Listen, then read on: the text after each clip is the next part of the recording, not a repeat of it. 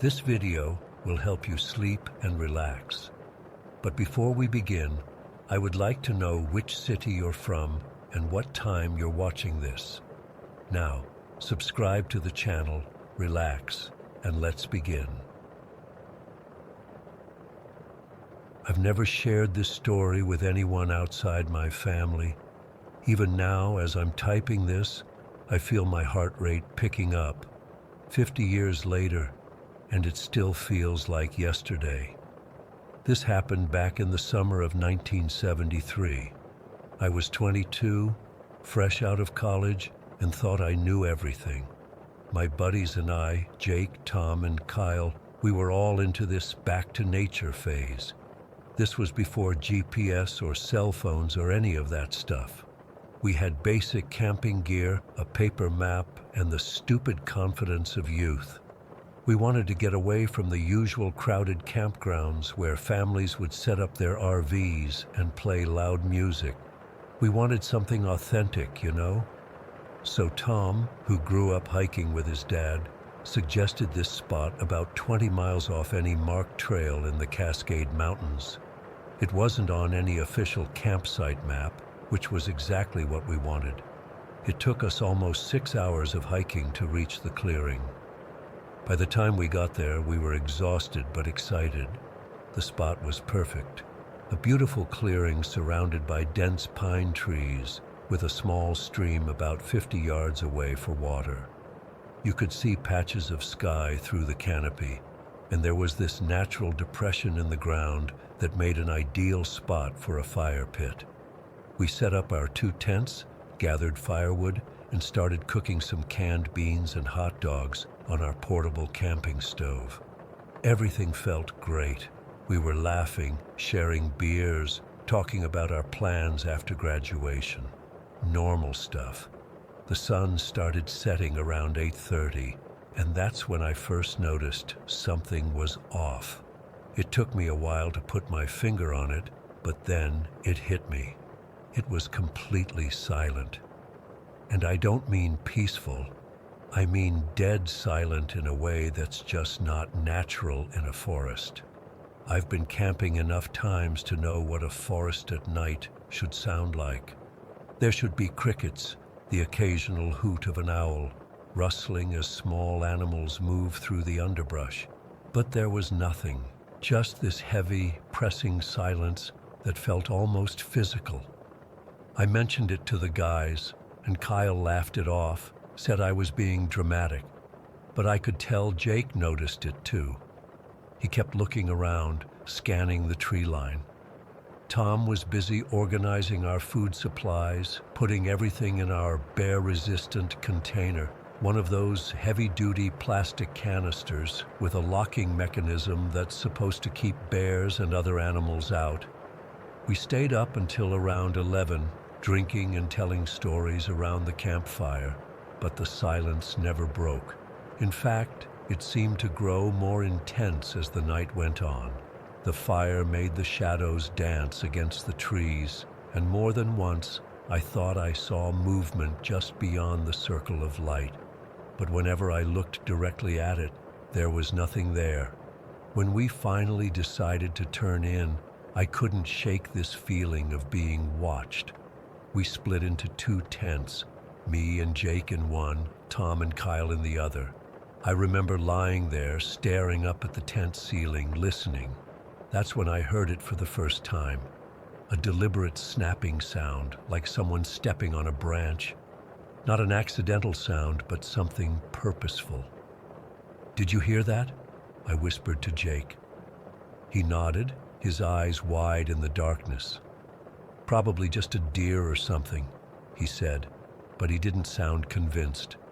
The sound came again, this time from a different direction, then another, from somewhere else entirely.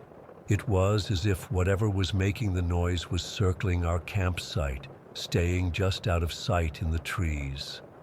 I barely slept that night. Every time I'd start to drift off, I'd hear another snap, another rustle, always from a different spot around the perimeter of our camp. It wasn't random wildlife noise. It was too regular, too deliberate. When morning finally came, we all looked like hell. None of us had slept well, though Kyle tried to play it cool, saying he'd slept like a baby. But the dark circles under his eyes told a different story. Over a breakfast of instant coffee and granola bars, we finally talked about it. "Did you guys hear anything weird last night?" I asked, trying to sound casual. Tom nodded immediately. "Yeah, like something was walking around the camp." "Could have been anything," Kyle said with a shrug. But I could tell he was spooked too. Deer, raccoons, who knows? Jake was quiet, stirring his coffee. Finally he said, "I don't think it was an animal. Animals don't move like that, circling, stopping, starting again from a different spot." "Well, let's check if anything got into our food," Tom suggested, heading over to where we'd left the bear canister. The canister itself was intact, still sealed tight. But then Tom noticed something else. A can of fruit cocktail we'd left out because it wouldn't fit in the container. It was supposed to be our dessert for that night. "Holy shit," Tom whispered, picking it up. The metal can was crushed and punctured, with deep dents and what looked unmistakably like teeth marks gouged into the aluminum. But this wasn't like any animal damage I'd ever seen. These weren't the random punctures you'd expect from a bear or a raccoon trying to get at food. They were precise, almost methodical, like something had deliberately bitten into the can to show it could. We all stared at it, no one wanting to state the obvious. No normal wildlife could do that to a metal can. And then Kyle pointed to the ground around where the can had been. "Guys, look at this." There were footprints in the soft dirt, large humanoid footprints, much bigger than any of ours. They weren't clear enough to make out toes or anything, just deep depressions in a roughly foot-like shape. And they were everywhere, circling our campsite, exactly where the sounds had been coming from during the night. I felt sick to my stomach. Tom was the first to recover, trying to be rational. "Okay, so maybe there's another group of campers out here playing a prank on us," he suggested, not sounding convinced of his own theory. "With feet that size? And who could bite through a metal can?" Jake asked, his voice higher than usual. We spent the rest of the morning debating what to do. Part of me, a big part, wanted to pack up right then and there and hike back to civilization. But we'd come so far, and the rational side of my brain kept trying to find logical explanations. Maybe it was a bear that had learned to walk differently. Maybe someone was messing with us. The footprints could have been there before we arrived, right? In the end, we decided to stay, but take precautions. We moved all our food far away from the sleeping area, hanging it from a tree branch about 100 yards from camp, and we agreed to take shifts keeping watch throughout the night. That afternoon, as we were gathering more firewood, Tom thought he heard voices deeper in the forest. We all stopped to listen, and sure enough, there was the faint sound of people talking, maybe half a mile away. "See, other campers," Kyle said, visibly relieved. "Probably just messing with us last night." We decided to go check it out. Following the sounds, we hiked about 15 minutes through dense forest until we came upon another clearing. There was a family there, mom, dad, 2 teenage kids, and a younger child, maybe around 10. They had a much more elaborate setup than ours, with a large tent, camping chairs, a cooler, the works. The dad, a guy named Steve, seemed surprised to see other people out this far. When we told him where we were camping, he looked concerned. "That area isn't great for camping," he said. "Too exposed. We've been coming here for years, and that clearing, well, locals avoid it." When we asked why, he just shrugged and changed the subject, but his wife kept giving us these worried looks. We chatted for a bit, then headed back to our camp, slightly reassured that we weren't alone out here after all. The rest of the day passed uneventfully. We hiked, explored the stream, tried some fishing, but didn't catch anything. As evening approached, we built the fire up bigger than the night before, creating a large circle of light. We also collected rocks and placed them in a rough circle around our campsite, telling ourselves it was to mark the boundary for the fire's safety. But really, it was psychological, a barrier between us and whatever was in the woods. That night, Tom took the first watch while the rest of us tried to sleep. I was in the tent with Jake again, and I must have dozed off despite my anxiety, because I was jolted awake by Tom's urgent whisper at the tent flap. "Guys, wake up! Something's happening at the other camp." We scrambled out of the tent. It was just after midnight, according to my watch. The fire had died down to embers, casting just enough light to see Tom's pale face. Kyle emerged from the other tent, looking confused and half asleep. "Listen," Tom said. "At first I didn't hear anything. Then it came, distant shouting, panic in the voices even from this far away. We could hear the family from the other camp yelling to each other, and then a child's scream cut through the night. We stood frozen, unsure what to do. Then Jake grabbed the flashlight. "We have to help them," he said, already starting toward the trail that led to their camp. The four of us moved through the forest, our single flashlight barely cutting through the darkness. The shouting grew louder as we approached. When we reached the edge of their clearing, we saw chaos. The family was in complete panic. Steve was frantically throwing their belongings into their vehicle, while his wife was clutching the youngest child. The two teenagers were grabbing whatever they could from the tent. Their campfire was still burning, illuminating the scene in flickering orange light. "What's happening?" Kyle called out to them. Steve whirled around, his face a mask of terror. "Get out of here!" he yelled. "It's coming!" "What's coming?" I asked. But my question was answered by a loud crashing sound from the opposite side of the clearing. That's when I saw it. Emerging from the tree line was what at first looked like a bear, a massive dark shape moving on all fours. But as it entered the circle of firelight, I realized with gut-wrenching clarity that this was no ordinary bear. It moved wrong. There's no other way to describe it. It had the general shape of a bear, but its movements were too deliberate, too calculating. Bears are powerful, yes, but they move with a certain animal randomness. This thing moved with purpose, with intelligence gleaming in its eyes that reflected the firelight. Steve screamed at his family to get in their shelter.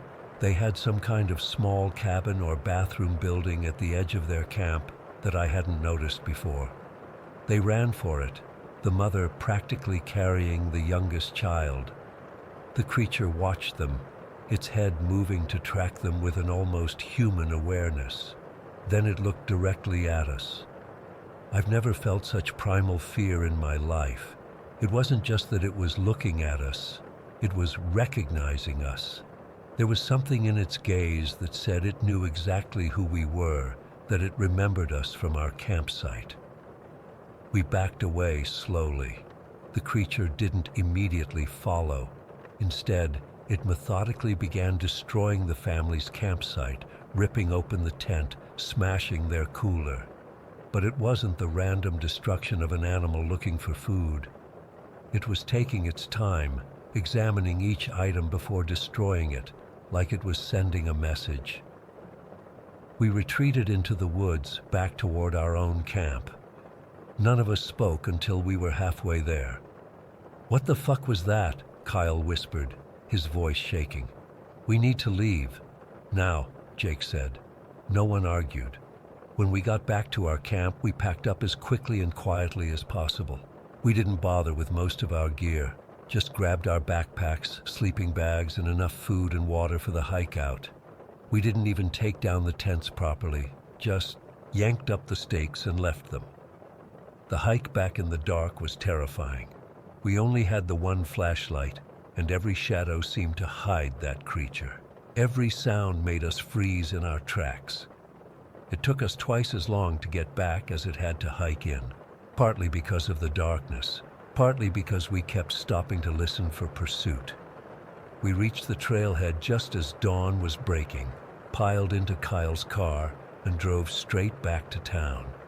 We never reported what we saw. Who would believe us? A bear that wasn't a bear? A creature that moved with human intelligence? We'd sound insane. I've spent 50 years trying to convince myself it was just a bear. That fear and darkness played tricks on my mind. But I know what I saw. I remember the crushed metal can with those precise teeth marks. I remember the calculated way that creature moved, how it looked at us with recognition. And I remember the footprints, too large, too human-like. The four of us drifted apart after that summer. We never talked about it again, not really. But I know none of us ever went camping in unmarked areas again. Some places in the wilderness are unmarked for a reason. Some things shouldn't be disturbed. And 50 years later, I still wake up sometimes in the middle of the night, hearing that deliberate snap of a branch outside my window, the sound of something circling, waiting. Story 2. I've been sitting on this experience for months now, wondering if I should post it here. I'm still trying to make sense of what happened, and honestly, I'm not sure I ever will. But I need to tell someone who might understand or at least not think I'm completely nuts. This happened last October when the leaves were changing, and the air was getting that crisp fall feel. I live in a small town that borders a decent-sized wooded area. Nothing massive, but big enough that you can walk for a couple hours without seeing the same tree twice. There's this trail I like to take with my dog, Bertha. She's a 3-year-old German Shepherd mix who normally isn't afraid of anything. That's important to note for what happened. It was around 4 in the afternoon on a Tuesday. I remember because I'd gotten off work early and thought it would be nice to take advantage of the remaining daylight. The trail I chose runs along the edge of the woods. On one side is forest, and on the other is an open field that eventually leads back to the neighborhood. I've walked this trail hundreds of times with zero issues. Bertha was in a good mood that day, trotting ahead of me but staying within sight. The leash was loose in my hand, and I was just enjoying the weather, thinking about what to make for dinner. Normal, everyday thoughts. Nothing felt off. Nothing felt strange. About 5 minutes into our walk, everything changed. It wasn't gradual. 1 second I was normal, the next I felt different. And not in a bad way, which is what makes this so bizarre. I suddenly felt incredibly happy, not just content, but this overwhelming sensation of well-being. You know how you sometimes wake up with a stiff neck or your knee aches from an old injury? All of that was gone. I felt light. I felt brand new. It wasn't like being high. I've tried weed a few times in college. It was more like, I don't know, like every cell in my body just got upgraded. Like I was suddenly operating at 100%. This feeling lasted maybe 20 seconds, and then I heard something. It sounded like something large moving through a bush about 15 feet to my right, inside the tree line. Not like an animal scurrying, more like something had been holding onto branches and suddenly let go, causing them to snap back into place. Bertha's reaction was immediate. Her ears shot forward, her body went rigid, and before I could tighten my grip, she lunged toward the sound with such force that I nearly lost my footing. She was pulling me directly toward the woods, barking in a way I'd never heard before, not aggressive, but frantic, almost desperate. "Bertha, stop!" I yelled, digging my heels into the dirt. I managed to grab the leash with both hands and pull back, but she was straining forward so hard I thought the collar might break. That's when I saw it, or rather, didn't see it. The bushes were moving, not just swaying in the wind, being pushed aside. Branches bending, leaves rustling, but there was nothing there, nothing visible anyway. Grass was flattening in patches, like something was stepping on it, but there was no animal, no person, nothing my eyes could detect. My first thought was that it might be some kind of weird wind pattern, but there was barely a breeze that day. Besides, the movement was too deliberate, too purposeful. Bertha was going absolutely wild now, alternating between barking and making this high-pitched whining sound I'd never heard from her before. I was struggling to hold her back.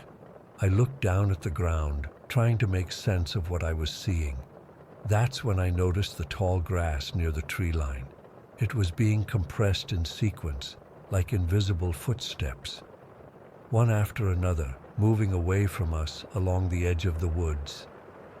Not small footsteps either, large, heavy impressions that stayed pushed down for a few seconds before slowly rising back up. I stood there, frozen in confusion. My brain couldn't process what my eyes were seeing, or not seeing. Then it got worse. Whatever this thing was, it suddenly stopped moving away. The grass stopped being pressed down. There was a moment of complete stillness where even Bertha quieted down, though she remained tense, staring intently at something I couldn't perceive. Then came the sound. It started as a low thud, then another, then faster, louder, like something massive was stomping the ground. The impacts were so powerful I could feel vibrations through my shoes. The sound was deep and resonant, almost like a T-Rex from the movies, but sharper, more immediate. Each impact hurt my eardrums.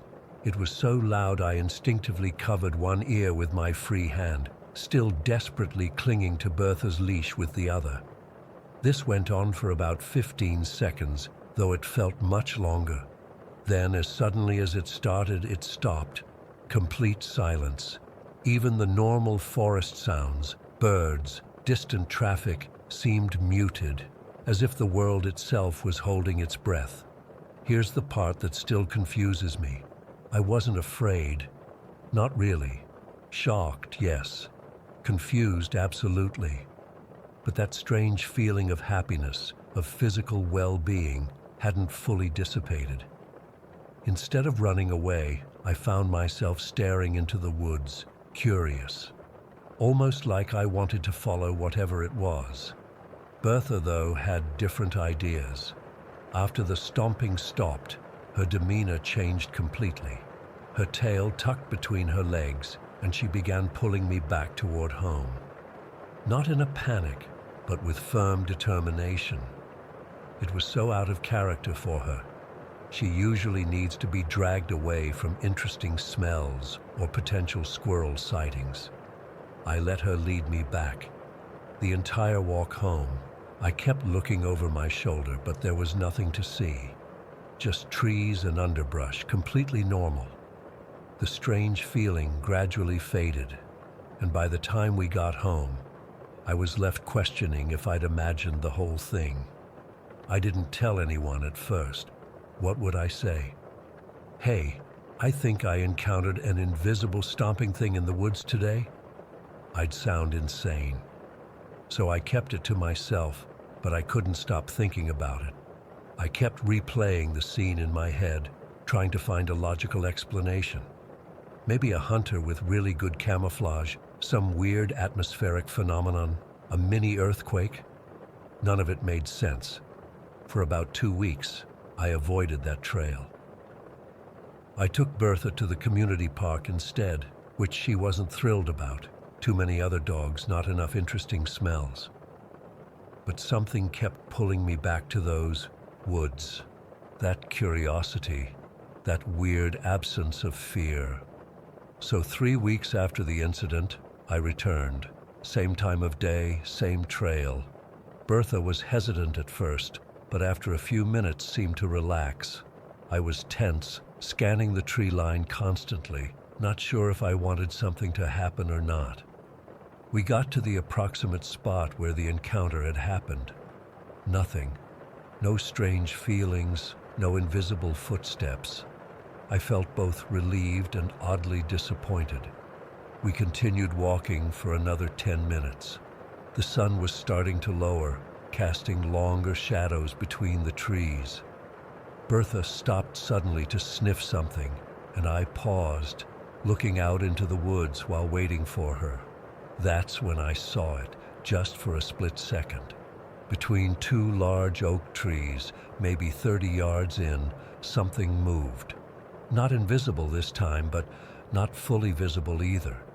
The best way I can describe it is like the predator from the movie when it's cloaked, a distortion in the air, a blur that didn't match the surroundings, but this was massive, at least 10 feet tall, with what looked like a large head and wide, muscular shoulders. It moved quickly between the trees and was gone. 1 second it was there, the next it wasn't. I blinked hard, convinced my eyes were playing tricks on me. But Bertha had seen it too. Her head was up, ears forward, body rigid. She didn't bark or lunge this time. She just stared, then looked up at me as if to say, "You saw that too, right?" I didn't feel that strange happiness this time. Instead, a delayed fear washed over me. Whatever I'd encountered wasn't a figment of my imagination. It was real. It was massive. And it had somehow made me feel calm and happy during our first encounter, which now seemed more disturbing than comforting. I tugged gently on Bertha's leash, and she didn't resist. We turned around and walked briskly back to the neighborhood. I kept looking back, half expecting to see that blur following us, but there was nothing. It's been 3 months now. I still walk Bertha daily, but I've been staying in more populated areas. When I do go near wooded areas, I carry pepper spray and a heavy walking stick. I always tell someone where I'm going and when I expect to be back. Probably overkill, but it makes me feel better. The thing is, I don't know what I encountered out there.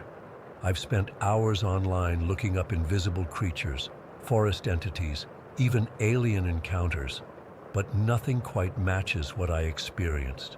The closest descriptions come from folklore about forest guardians or spirits. But those are just stories, right? Sometimes I wonder if I should go back, try to document it somehow, set up cameras, or go with other people. But then I remember that massive blur moving between the trees, and I think better of it. Whatever it is, it's powerful. It can affect your emotions, make itself nearly impossible to see, and could probably do a lot worse if it wanted to. I still have dreams about it. Not nightmares exactly. In the dreams, I'm walking into the woods, following those invisible footprints, feeling that strange happiness again. I always wake up before I see where they lead. I don't know if anyone else has encountered something similar in these woods or elsewhere. Part of me hopes I'm not alone in this experience, but another part hopes that whatever I saw that day stays where it is, unseen by others.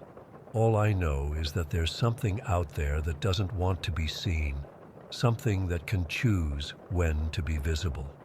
And for some reason, on that October afternoon, it chose to let me know it was there.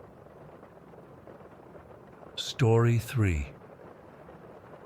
I have to get this off my chest.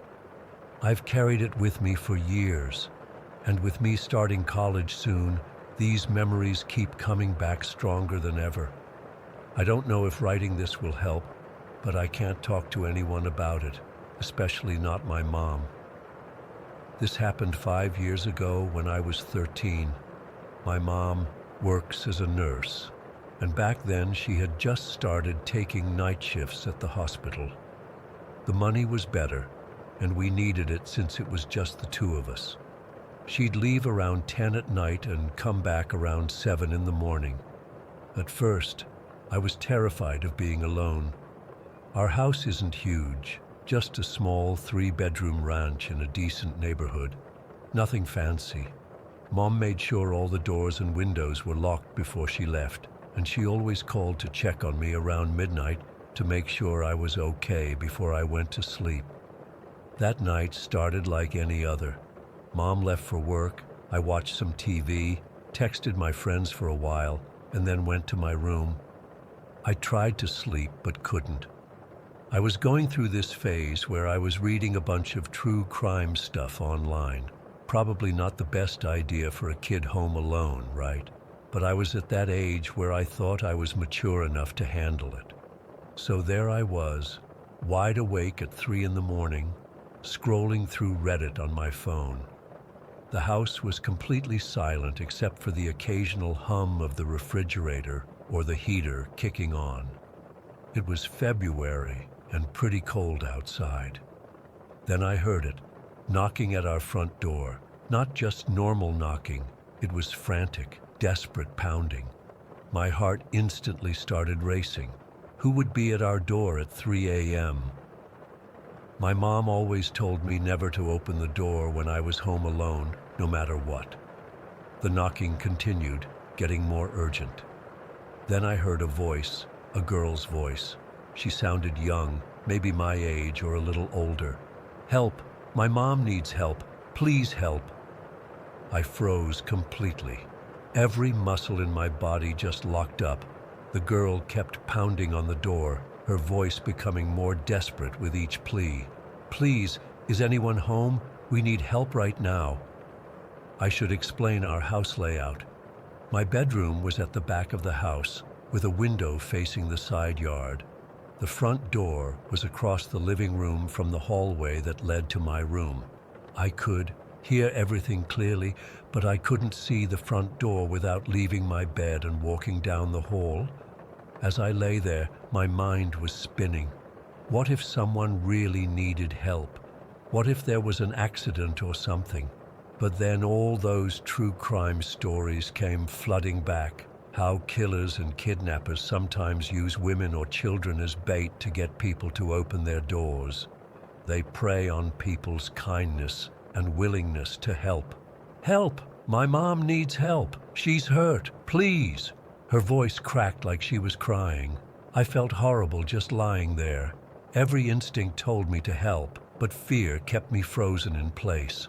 I thought about calling 911, but my phone was at 2% battery, and I'd stupidly left my charger in the living room. I was afraid if I called, my phone would die before they got here, and I'd be in the dark. The girl's voice suddenly changed tone. "Please, he's coming. Please help us." That made my blood run cold. Who was coming? Her voice sounded genuinely terrified now. And then, silence. The knocking stopped. Everything went completely quiet. I strained to hear anything. My breath was coming in short, shallow gasps, and I had to force myself to breathe more quietly so I could listen. The silence stretched for what felt like forever, but was probably only 30 seconds. Then I heard footsteps. Not at the front door anymore, but along the side of the house, right outside my window. Slow, deliberate footsteps on the gravel path that ran beside our house. Heavy footsteps. A man's footsteps. My window blinds were closed, but they were cheap and had gaps. I was terrified that whoever was out there could see the glow of my phone, so I shut it off and slid it under my pillow. The footsteps stopped right outside my window. I heard a man's voice, low and menacing. "Shut up." Then a whimper. The girl. She was out there too. "I told you to shut up." His voice wasn't raised, but it was cold and angry. I heard a shuffling sound, like someone being dragged through the gravel. The girl made another sound, not words, just a muffled cry. Then more dragging sounds, moving away from my window toward the street. The footsteps faded. A car door opened and closed. An engine started somewhere down the street, not right in front of our house, but nearby. Then it drove away. I lay there, completely still, for hours. I was too afraid to move, too afraid to look out the window, too afraid to even reach for my phone. What if they were still out there, waiting? What if they saw me look out or saw me call for help? At some point, I must have passed out from exhaustion and fear. The next thing I remember is waking up to sunlight streaming through my blinds and my mom gently shaking me. "Riley? Honey, are you okay? It's almost 11. You never sleep this late." I looked at her, wanting so badly to tell her everything, but the words wouldn't come out. What would I say? That I hid in my bed while someone might have been in serious danger? That I did nothing when I heard what sounded like a girl being taken against her will? "I'm fine, just couldn't sleep for a while." Mom didn't push it. She looked tired from her shift and went to take a shower. I checked my phone. Dead, of course. I plugged it in and waited for it to have enough charge to turn on, then immediately checked the local news websites. Nothing about a missing girl or any incidents in our neighborhood. I kept checking for days. I scoured local Facebook groups, news sites, everything. Nothing that seemed to match what I'd heard. Part of me was relieved. Maybe it wasn't what I thought. Maybe it was something else entirely. But another part of me knew what I'd heard. I never told my mom. I never told anyone. What would I say? That I cowered in my bed while someone might have needed my help? That I might have been the last chance for someone and I failed them completely? The guilt has eaten at me for 5 years. I still don't know what happened that night. Was it really someone in danger? Was it some sick prank? Or was it exactly what I feared, someone trying to lure me out? Would I have been taken too if I'd opened that door? The worst part is not knowing. Did I do the right thing by staying hidden? Or did I fail to help someone who desperately needed it? When I turned 16, I started searching missing persons databases for girls who disappeared around that time in my area. I found nothing that matched. I even tried looking up cold cases. Nothing.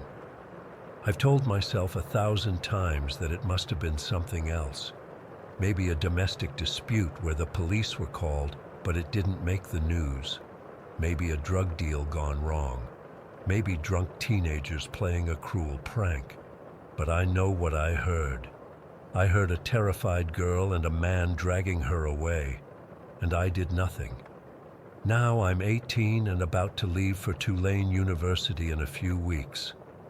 I should be excited about starting this new chapter of my life, but I can't shake the memories of that night.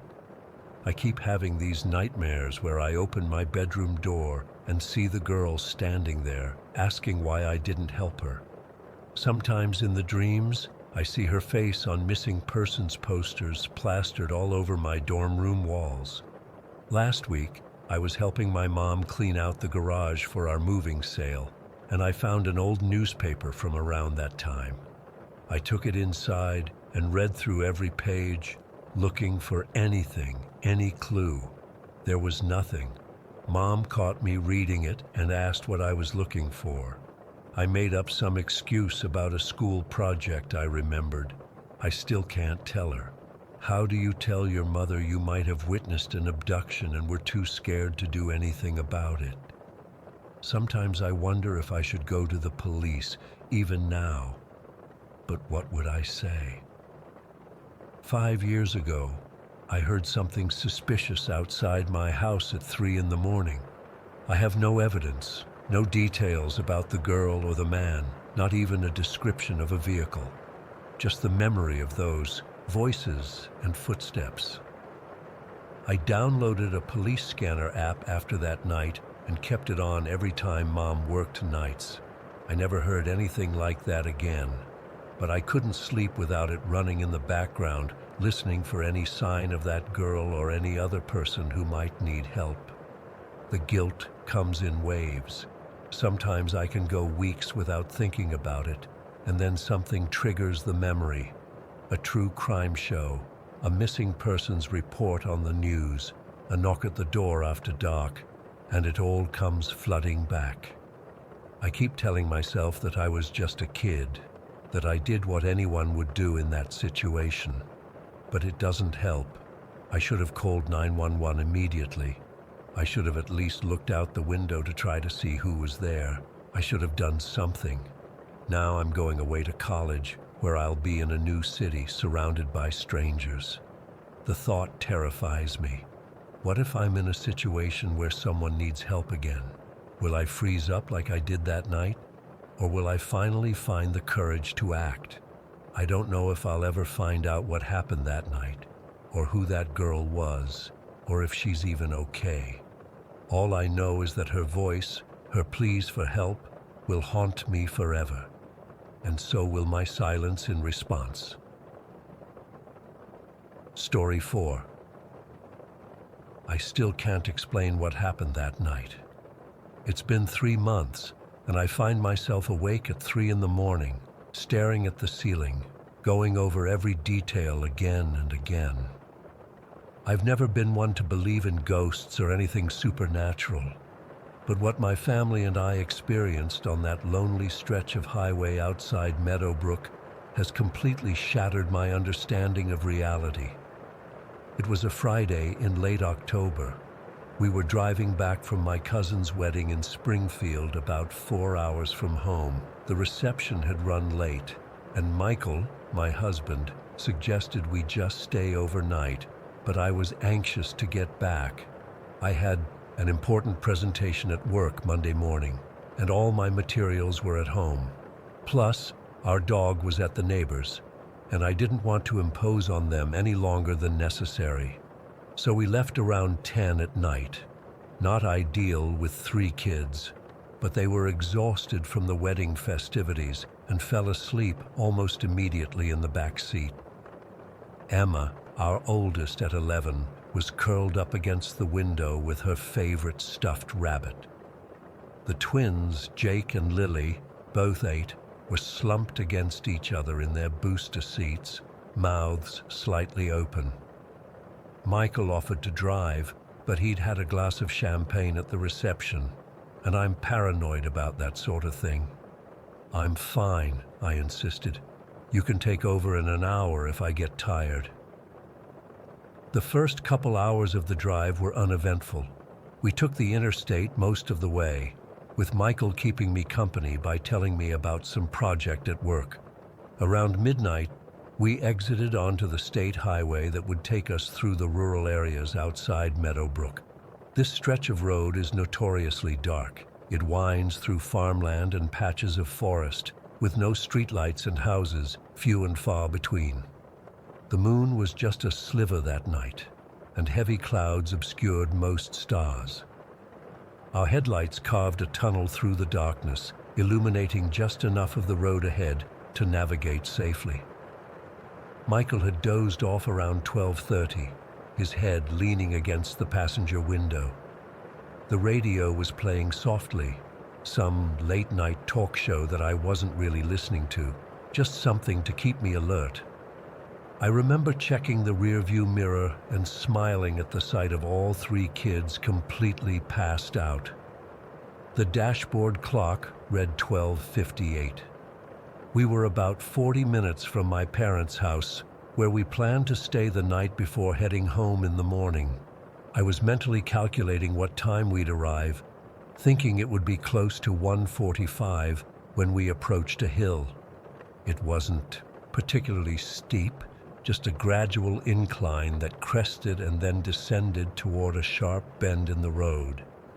I'd driven this route dozens of times visiting my parents, so I automatically eased off the gas as I approached the top, knowing the curve that followed required a slower speed.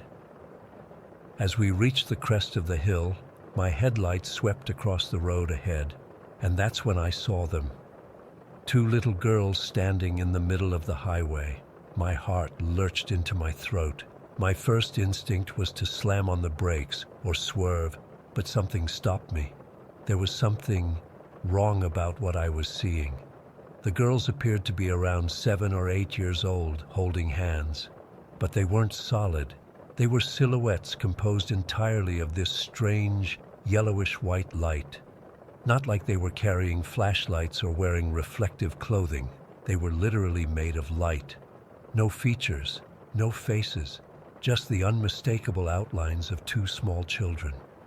"Michael," I whispered, my voice barely working. Then louder, "Michael!" He jerked awake, blinking rapidly. "What? What's wrong?" I was slowing the car, but we were still approaching the figures. "There are children in the road," I said, my voice shaking. Michael leaned forward, squinting through the windshield. His sharp intake of breath told me he saw them too. "Don't swerve," he said with surprising calmness. "Just slow down steadily." I did as he said, easing my foot onto the brake. We were maybe 50 feet away from the figures now. They didn't run or jump out of the way like you'd expect children to do when a car approaches. Instead, they began to move across the road, still holding hands. But they didn't walk or run. They glided. Their feet, or where their feet should have been, didn't seem to touch the asphalt. They moved with this eerie grace that made my skin crawl, like they were floating just above the surface of the road. And they made no sound. None. Not a footstep, not a voice, nothing. Just this absolute silence that seemed to press against my eardrums. The car had slowed to about 15 miles per hour. I had my foot hovering over the brake, ready to stop completely if needed. But the glowing figures continued their silent journey across the highway, moving at a steady pace toward the right shoulder. As they reached the edge of the road, something even stranger happened. They didn't disappear into the trees or the darkness beyond the shoulder. They simply ceased to exist. One moment they were there, these bright silhouettes against the night, and the next they were gone. Not like they'd stepped behind something or faded gradually. They literally blinked out of existence. I brought the car to a complete stop in the middle of the road. My hands were shaking violently on the steering wheel. My breath was coming in short gasps. "Did you see that?" I asked Michael, my voice barely audible. He nodded slowly, his face pale in the dim glow of the dashboard lights. "I saw it," he confirmed. We sat there for a long moment, both of us staring at the empty spot where the figures had vanished. The car idled quietly, the only sound the soft hum of the engine and the muffled breathing of our sleeping children in the back seat. "What the hell were they?" I finally managed to ask. Michael shook his head. "I don't know," he said, "but they couldn't have been real," I finished for him. A car could have come around that bend at any moment, so I knew we couldn't stay stopped in the middle of the highway. With trembling hands, I put the car back in drive and pressed the gas pedal. We continued down the hill and around the curve, both of us scanning the roadside for any sign of the glowing figures. There was nothing, just dark forest and empty fields. We drove the remaining miles to my parents' house in heavy silence. I kept replaying what we'd seen in my mind, trying to make sense of it. Were they projections of some kind? A bizarre reflection from our headlights? But I knew deep down that neither of these explanations fit what we'd witnessed. The kids slept through the entire thing, thankfully. I'm not sure how I would have explained it to them. When we finally pulled into my parents' driveway, it was almost 2 a.m. The porch light was on. Mom had left it for us, knowing we'd be arriving late. Michael gently woke the kids while I sat for a moment, still gripping the steering wheel, trying to process what had happened. We carried the half-asleep children inside. Mom, ever the light sleeper, met us in the hallway in her bathrobe, hugging each child and directing them to their beds in the guest rooms. Dad remained asleep upstairs, undisturbed by our arrival. After the kids were settled, Michael and I found Mom in the kitchen, making tea. "You two look like you've seen ghosts," she said, trying to joke. When neither of us smiled, her expression turned concerned. "What's wrong?" I glanced at Michael, and he nodded slightly, encouraging me to tell her. So I did. I described exactly what we'd seen on the highway, the glowing silhouettes, their strange movement, the way they'd vanished. As I spoke, Mom's face grew increasingly pale. She set down her mug of tea with a trembling hand. "Where exactly did you see them?" she asked when I finished. "On Route 16, I said. "Just after the crest of that hill about 7 miles back, before the sharp curve." Mom closed her eyes briefly. Then she said something that sent ice through my veins. "You saw the Meadowbrook children." "The what?" Michael asked. Mom sighed deeply. "About 15 years ago, there was an accident on that exact stretch of road. A car went off the highway at that curve and crashed into a tree. The driver was drunk, coming home from a bar in town. His wife and their 2 little girls were killed instantly." I felt the blood drain from my face. 2 little girls? Mom nodded. "Sisters. 7 and 9, I think. They were found still holding hands in the back seat." Michael and I exchanged a horrified look. "Ever since then," Mom continued, "there have been stories. People claiming to see 2 little girls on that road at night, always described the same way, like silhouettes made of light, always holding hands." "Why didn't you ever tell me this?" I asked, my voice barely above a whisper. "Because I didn't believe it," Mom said simply. "I thought it was just one of those local legends that every small town has. But now..." We sat in silence for a long moment, the implications settling over us like a heavy blanket. "What do you think they were trying to do?" Michael finally asked. "Warn us about the curve?" Mom shrugged. "No one knows. Some say they're trying to prevent other accidents.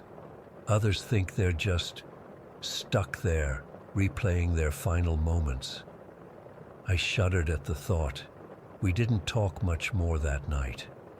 We went to bed, though I doubt any of us slept well. I know I didn't. I kept seeing those glowing figures every time I closed my eyes. The next morning, no one mentioned what had happened, not in front of the kids. But as we were packing up to leave, Mom pulled me aside. "Take the interstate home," she said. "It's longer, but..." "We will," I assured her. And we did. We've never driven that stretch of highway again, and I don't think we ever will. I still don't know what to make of what we saw that night. I've researched the accident online and found newspaper articles confirming everything Mom told us. Those little girls were real. They lived and died on that highway. As for what we saw, I can't explain it. I've never believed in ghosts or the supernatural, but I know what I saw. I know what Michael saw. 2 little girls made of light, holding hands as they crossed from this world into whatever lies beyond. Sometimes, late at night when I can't sleep, I wonder if they're still there, appearing to other late-night travelers. And I wonder if someday they'll find whatever it is they're looking for and finally move on. But mostly I just wonder if I'll ever be able to drive down a dark road again without scanning the shadows for glowing children. Story 5. I never should have gone into those woods at night. I'm still trying to process what happened 2 weeks ago, and I just need to get this off my chest because I haven't been able to sleep properly since. I keep seeing those eyes when I close mine. I'm an experienced hiker. Been doing it for almost 7 years now. I know the rules. I know the risks. Night hiking is something I've always avoided because, well, it's just common sense. The forest is home to predators that see better in the dark than we do. Cougars, wolves, bears. During the day, they usually keep their distance, but night changes the dynamics. I knew this. I've always known this. But that evening was different. I was staying at my uncle's cabin in northern Montana, about 20 miles from the nearest town. It's a place I've visited every summer since I was a kid. I know those trails like the back of my hand. I'd arrived that afternoon planning to spend the weekend alone, just decompressing from work stress. The weather was perfect, crisp early fall air, not too cold yet. The sky was absolutely clear with a 3/4 moon rising. After unpacking and settling in, I felt this weird restlessness. I can't explain it, but I felt drawn to the forest. It was like an itch I couldn't scratch. I kept looking out the window at the tree line as the sun started setting, feeling this pull. I tried to ignore it, made dinner, read a book, but by around 8 in the evening, I couldn't fight it anymore. Just a short walk, I told myself. Just down to the creek and back, 45 minutes tops. I've never made such a stupid decision in my life. I grabbed my small backpack, threw in a water bottle, my phone, a first aid kit, some trail mix, and my hunting knife. I put on my good hiking boots and a warm jacket. I took my headlamp, one of those powerful LED ones that can light up a good 30 feet ahead. I even left a note on the table saying where I'd gone, just in case. See?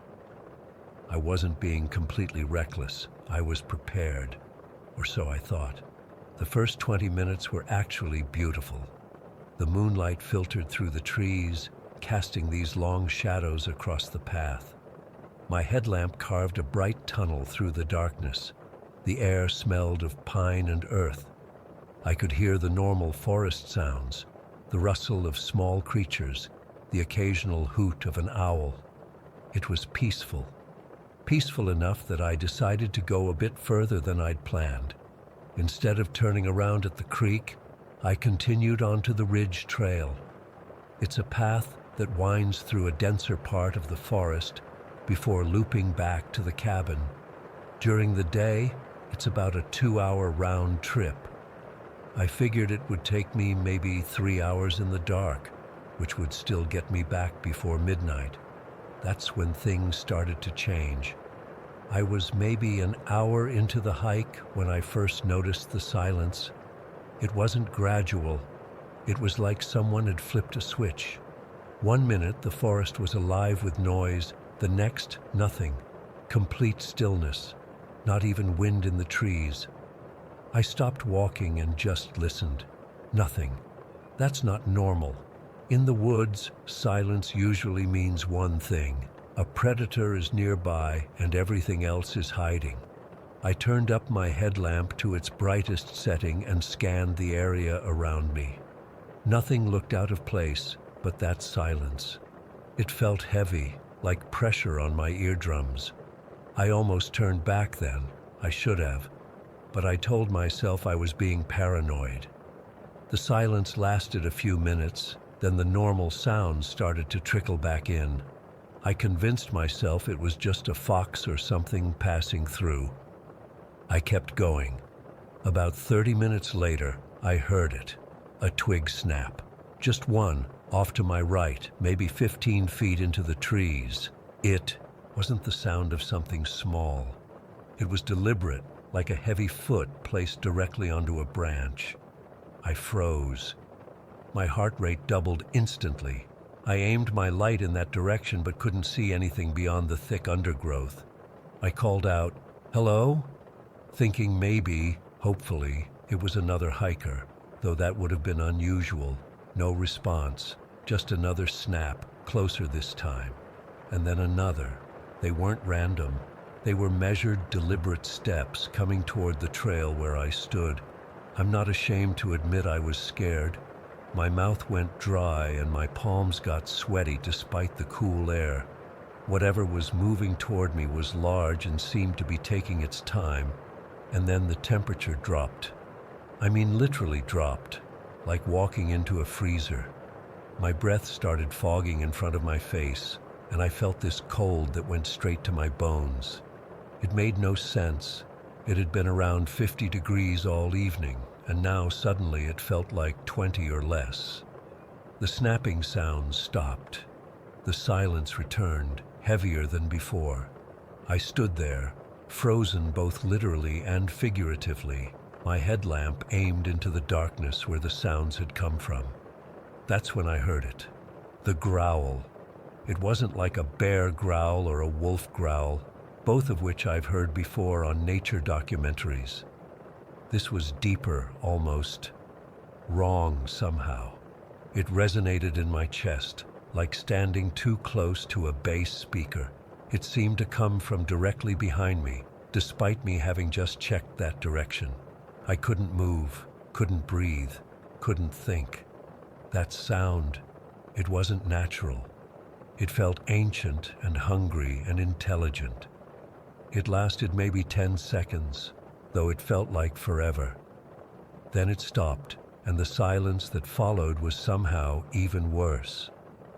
I stood completely still for what must have been several minutes, afraid that any movement would trigger whatever was out there.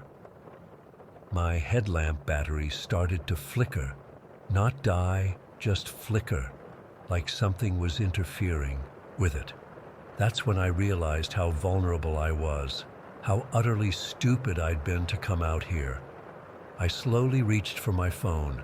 No signal, of course, and the GPS was showing me in completely the wrong location, miles from where I knew I was. Technology failure is common in these woods due to the mountains, but the timing couldn't have been worse. I knew the cabin was roughly northeast of my position. I could see a faint light through the trees in that direction that had to be the cabin's porch light. It was maybe 2 miles away. I had two choices: stay where I was and hope whatever made that sound would lose interest, or make a run for it. Another growl decided for me.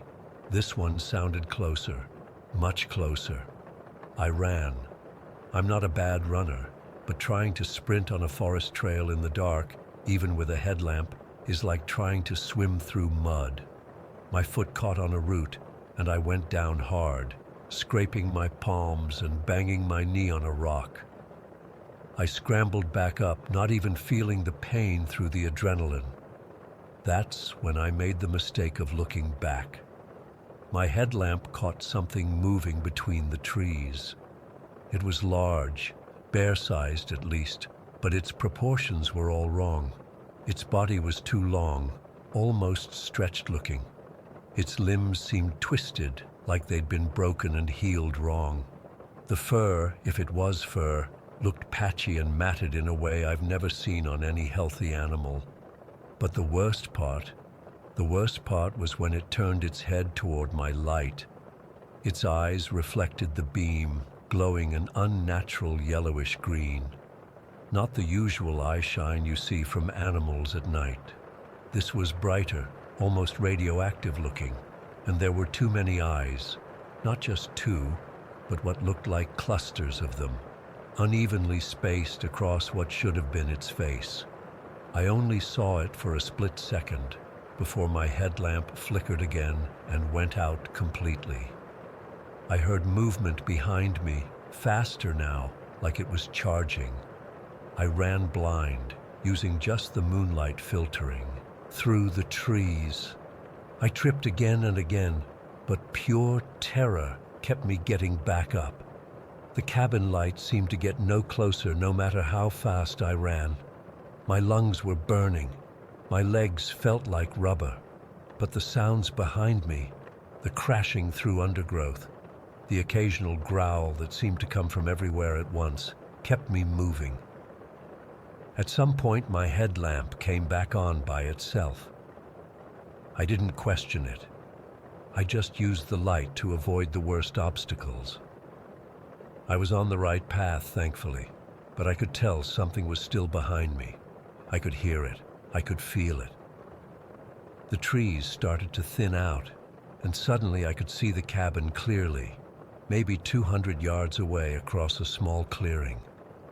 I felt a surge of hope. That's when something hit me from behind, not a full impact, but like something had swiped at my backpack. I felt the fabric tear, heard the contents spill out onto the ground. I didn't stop to look. I just ran harder than I've ever run in my life. I reached the cabin door, fumbled with the key, and practically fell inside. I slammed the door shut, locked it, and collapsed against it, gasping for breath. My hands were shaking so badly I could barely move. I crawled to the window and looked out. There, at the edge of the trees, was a shape. The moonlight only showed its outline, but it was wrong in every way an animal shape can be wrong. It stood partly on what might have been hind legs, but its posture was awkward, unbalanced. It swayed slightly, like it was having trouble staying upright.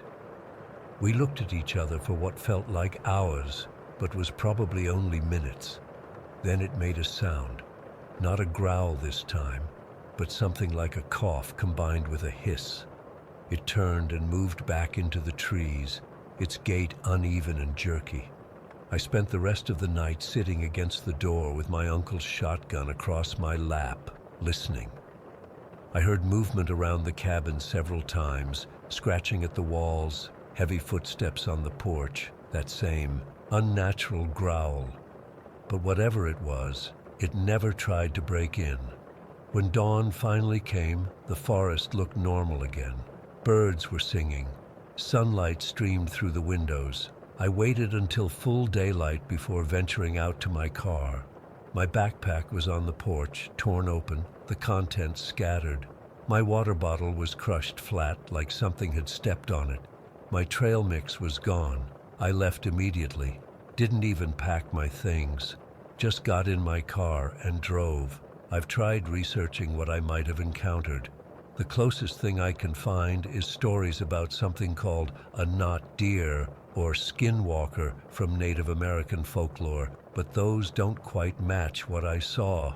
This thing, it moved like it was in pain, like it had once been a normal animal, maybe a bear, but had become something else through disease or injury or something worse. I haven't told many people this story. Most would think I was exaggerating or had been drinking, but I know what I saw. I know what I heard, and I know I'm never going back to those woods at night again. I still don't understand why I felt so compelled to go out that evening. It was like something was calling me, and sometimes in my dreams I hear that growl again, and I wonder if it's still out there, waiting for the next hiker who makes the mistake of walking those trails after dark. Story 6. I've been meaning to write this down for a while now. It's been about 6 months since it happened, but I still think about it almost every day. Sometimes I wake up in the middle of the night, convinced I can hear branches snapping outside my window. This happened last summer when I was staying in Pinecrest, this tiny mountain town where my cousin has a cabin. I'd been there maybe 3 days, mostly just relaxing, reading books on the porch, that kind of thing. But by the 4th day, I was getting restless and wanted to explore. I mentioned this to the guy working at the local general store when I stopped in for coffee. He was friendly enough, maybe in his 50s, with this graying beard and weathered face. When I asked about hiking trails that weren't too crowded, his eyes lit up. If you want something most tourists don't know about, there's an unmarked trail about 7 miles north of town, he said, lowering his voice like he was sharing a secret. No signs, but there's a small gravel road off the highway. Park there and head east. Best views in the county if you're willing to work for it. I thanked him, grabbed some water and energy bars, and headed out. Found the gravel road easily enough. It was right where he said it would be. I parked my car at what seemed like a reasonable spot, this little clearing where the gravel widened just enough for a vehicle. It was around 9 in the morning, hot already, but with that clean mountain air that makes the heat bearable. The trailhead, if you could call it that, was just a gap between some trees. No markers, no signs, nothing to indicate it was a trail at all, except for the slightly worn path through the underbrush. That should have been my first clue that this wasn't exactly a tourist destination, but I was excited for an adventure. The hike started out nice enough. It was pretty steep in places, winding uphill through thick pine forest. The ground was carpeted with dry needles that made this soft crunching sound with every step. I passed a few interesting rock formations, took some pictures, and kept moving upward. After about an hour of steady climbing, I started noticing the trail getting narrower. The brush was pressing in from both sides, these scrubby bushes with thorns that caught on my pants. In some spots, I had to turn sideways just to squeeze through without getting scratched up. That's when I also started seeing trash. Not a lot, but enough to notice. An old beer can crushed and faded from exposure. A torn plastic bag caught on a branch. A boot print in dried mud that looked relatively fresh. Normal evidence of humans, but somehow unsettling in a place that otherwise felt untouched. About 3 miles in, according to my phone's GPS, I reached a fork in the trail. The main path continued uphill, while a smaller, less defined trail branched off to the right, disappearing into thicker woods. Something about this second path made me hesitate. It was darker there, the trees growing closer together, blocking out more of the sunlight. I stood there for probably 2 full minutes, just staring down that side trail. Something felt off. But the whole point of this hike was to explore, right? So against my better judgment, I took the right fork. Almost immediately, the trail dipped down into a shallow ravine. The temperature dropped noticeably, maybe by 10 degrees. The forest here felt different too, quieter. I realized I couldn't hear birds anymore, just the sound of my own breathing and footsteps. About 15 minutes down this new trail, I caught a glimpse of something blue through the trees ahead.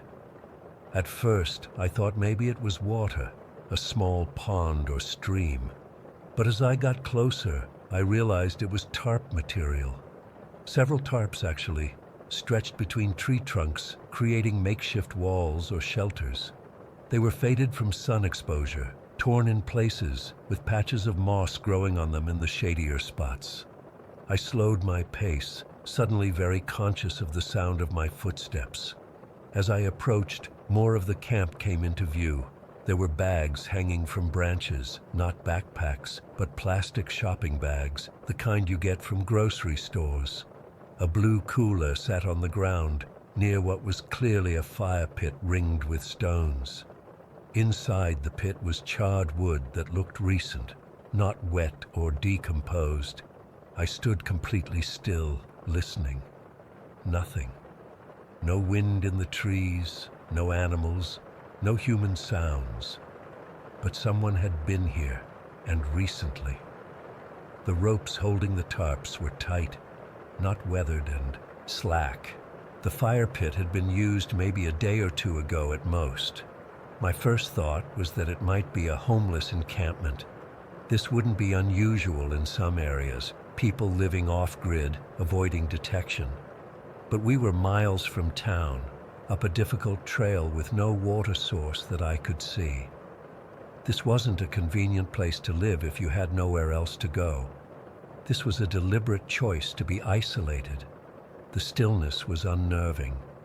I felt like I was intruding, like at any moment someone would emerge from behind one of those blue tarps and demand to know what I was doing there.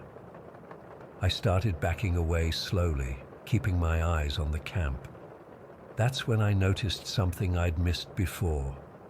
A small stack of what looked like animal bones, cleaned and piled neatly next to the fire pit. I turned and walked quickly back to the main trail, not running but moving with purpose. That's when the feeling started, the distinct sensation of being watched. The hairs on my arms stood up despite the heat. I heard it about 5 minutes later, a branch snapping somewhere behind me. I turned quickly, scanning the forest, but saw nothing, just trees and shadows. I picked up my pace, another snap, closer this time. Again I looked back and saw nothing. My heart was pounding now, and I was breathing hard, not just from the uphill climb, but from the adrenaline flooding my system. I was moving fast, almost jogging, when I nearly ran into it. A rope, tied between two trees, stretched across the trail at about waist height. If I hadn't been looking down at that exact moment, I would have hit it at full speed, probably clotheslining myself. This wasn't something a normal hiker would set up. This wasn't marked with bright colors as a trail boundary or warning. This was practically invisible, a thin brown rope against the brown and green background of the forest. This was a tripwire. I ducked under it, and now I was definitely running, no longer caring if whoever was out there knew I was afraid. I just wanted to get back to my car. I was about a mile from where I'd parked when I saw the figure. Just a glimpse, really. Someone crouching behind a tree about 30 yards off the trail. They were wearing dark clothing, and I couldn't make out any features, but they were definitely there, definitely human, and definitely trying to hide. Every instinct told me not to acknowledge that I'd seen them. I kept my pace steady, eyes forward, acting like I hadn't noticed anything unusual. But internally, I was in full panic mode. My mouth was dry, my hands were shaking, and I kept expecting to feel something grab me from behind at any moment. The last stretch to my car was the longest of my life. When I finally broke through the trees and saw my little Subaru sitting there, I almost cried with relief. I fumbled with my keys, hands slippery with sweat, and practically fell into the driver's seat. I locked the doors immediately, started the engine, and got the hell out of there, tires spitting gravel. I didn't tell anyone in town about what happened. At the time, I think I was embarrassed, like maybe I'd overreacted to finding some harmless campers. But deep down, I knew there was nothing harmless about that place. Normal campers don't set tripwires. Normal campers don't hide and watch people from behind trees. About 3 weeks later, I was back home scrolling through local news online when I saw the headline, "Search continues for missing hiker in Pinecrest area." The article mentioned that they'd found the guy's car parked on a gravel road off the highway. His backpack, phone, and other belongings were still inside. He'd apparently told a friend he was going to explore an unmarked trail that a local had recommended. I can't prove there's a connection. I don't know for sure that he encountered the same people I did. But I think about him sometimes, wonder if he saw those blue tarps, if he noticed the rope across the trail, if he felt those eyes watching him from the shadows. I never went back to that trail. These days, I stick to marked paths, places with regular foot traffic. Sometimes when I'm hiking, even in crowded parks near my home, I'll catch myself scanning the trees, looking for movement, listening for snapping branches. And sometimes, just sometimes, I get that feeling again, that I'm being watched, that someone is waiting, hidden just out of sight, following me from the shadows. Story 7. I've never told this story beyond my immediate family, but it's been weighing on me for decades. My grandfather, Lolo, confided this experience to me right before he passed away, making me swear to keep it alive. It happened in 1954 in our ancestral home in Caramoan, a remote fishing village in the Philippines. I was just a child then, barely 5 years old, but I remember everything vividly. Our family lived in a small nipa hut elevated on stilts, typical of coastal villages. My father was a fisherman like most men in our barrio, leaving before dawn and returning with whatever the sea would give us. My mother had just given birth to my little brother the day before, and the whole family was still adjusting to having a newborn in the house. In our tradition, the afterbirth was considered sacred. It represented the child's connection to the spirit world and had to be properly disposed of to protect the baby. Usually, this meant burying it with salt and prayers, but sometimes, especially in more remote areas like ours, other customs were followed. It was a moonless night. The darkness seemed heavier than usual, pressing against our little hut like a physical presence. The only light came from the small cooking fire my father had built near our home. The ocean breeze had died completely, making the night unusually still and silent except for the occasional distant barking of dogs. My mother and the new baby were inside resting. I was supposed to be sleeping too, but I couldn't. Instead, I was watching through the bamboo slats of our window as my father crouched by the fire, preparing a late meal. Earlier that day, he had taken the afterbirth and the birth sheet, stained with my mother's blood and birth fluids, and hung them over a nearby coconut tree. This wasn't uncommon. Some believed that hanging it high would help the child grow tall and strong. I remember my father looked exhausted. The lines on his weather-beaten face seemed deeper in the firelight. His hands, calloused from years of fishing nets and boat repairs, moved mechanically as he poked at the fire. He hadn't slept properly since my mother went into labor almost 2 days earlier. The air suddenly felt different, heavier somehow. My father must have sensed it too, because he stopped what he was doing and looked up.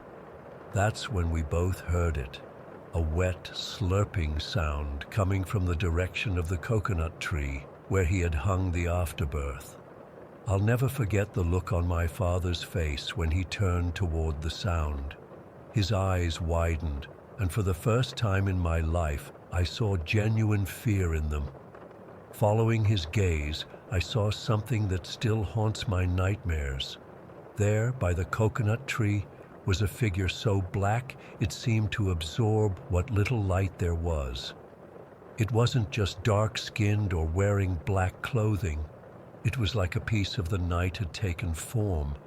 The only features I could make out were its eyes, red and glowing like embers, not reflecting the firelight, but generating their own hellish glow.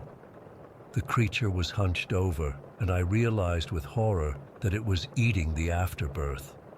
The slurping noises grew louder as it tore into the birth materials with obvious hunger.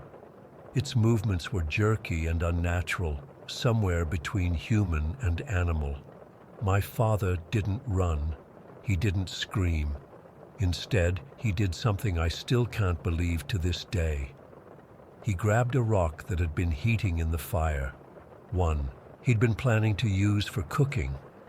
Using his shirt to protect his hand, he stood up slowly.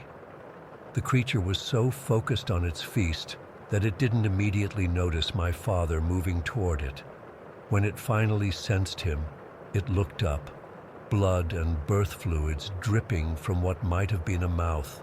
The red eyes fixed on my father, and it made a sound, not quite a growl, not quite a hiss, that made my blood freeze. My father threw the burning hot rock with all his might.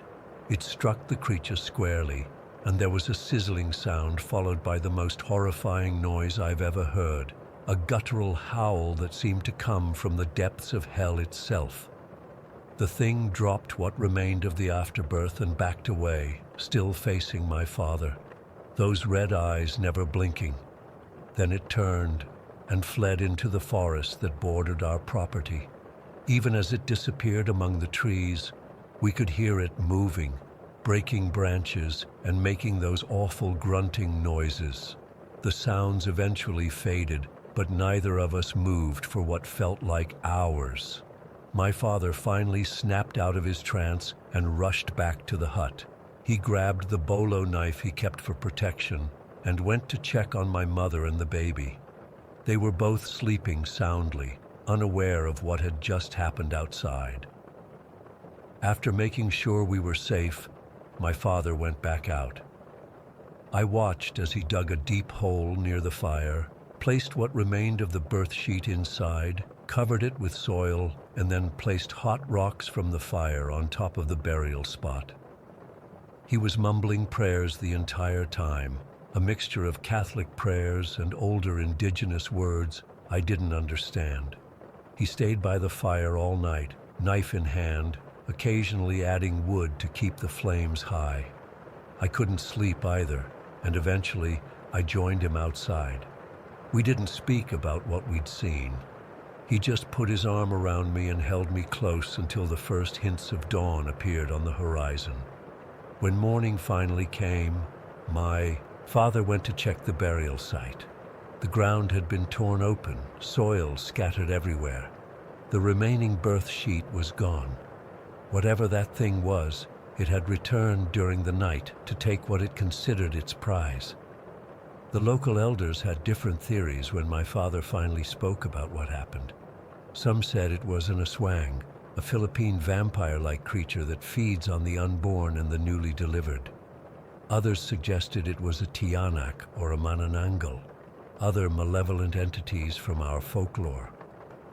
A few even whispered it might have been something older, something without a name, from before the Spanish brought Christianity to our islands.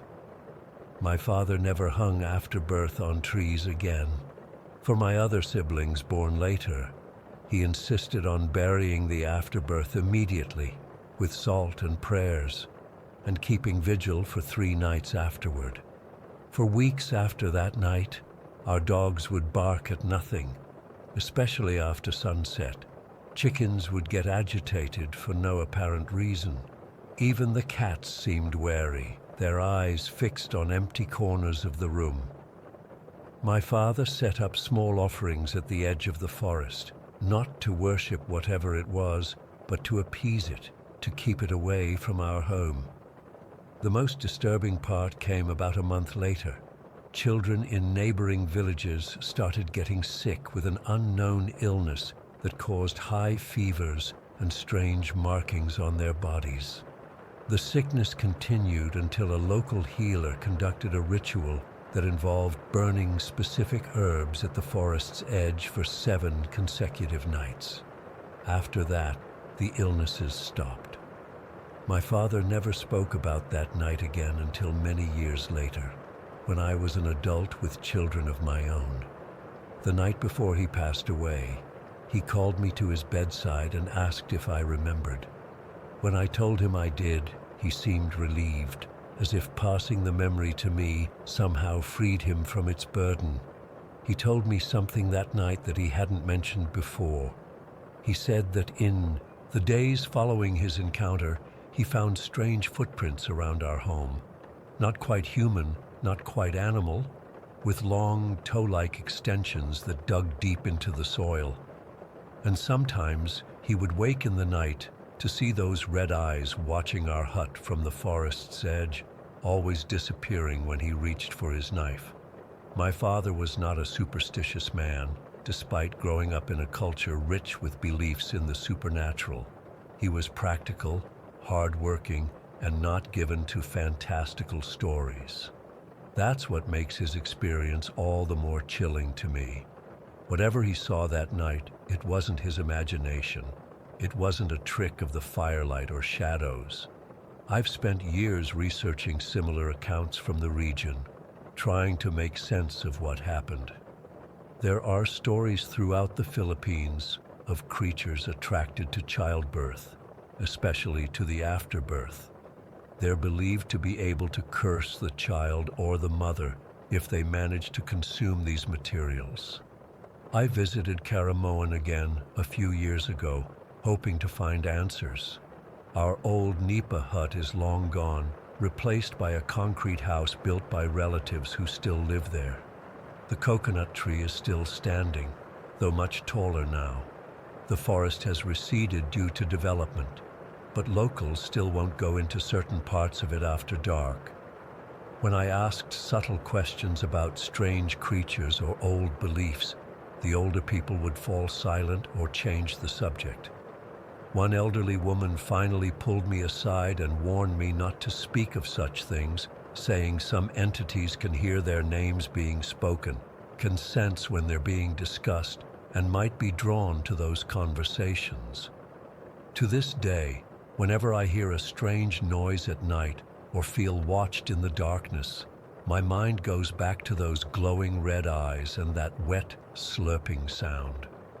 I wonder if my father's encounter was unique, or if that creature is still out there, waiting for another opportunity, another afterbirth carelessly exposed to the night.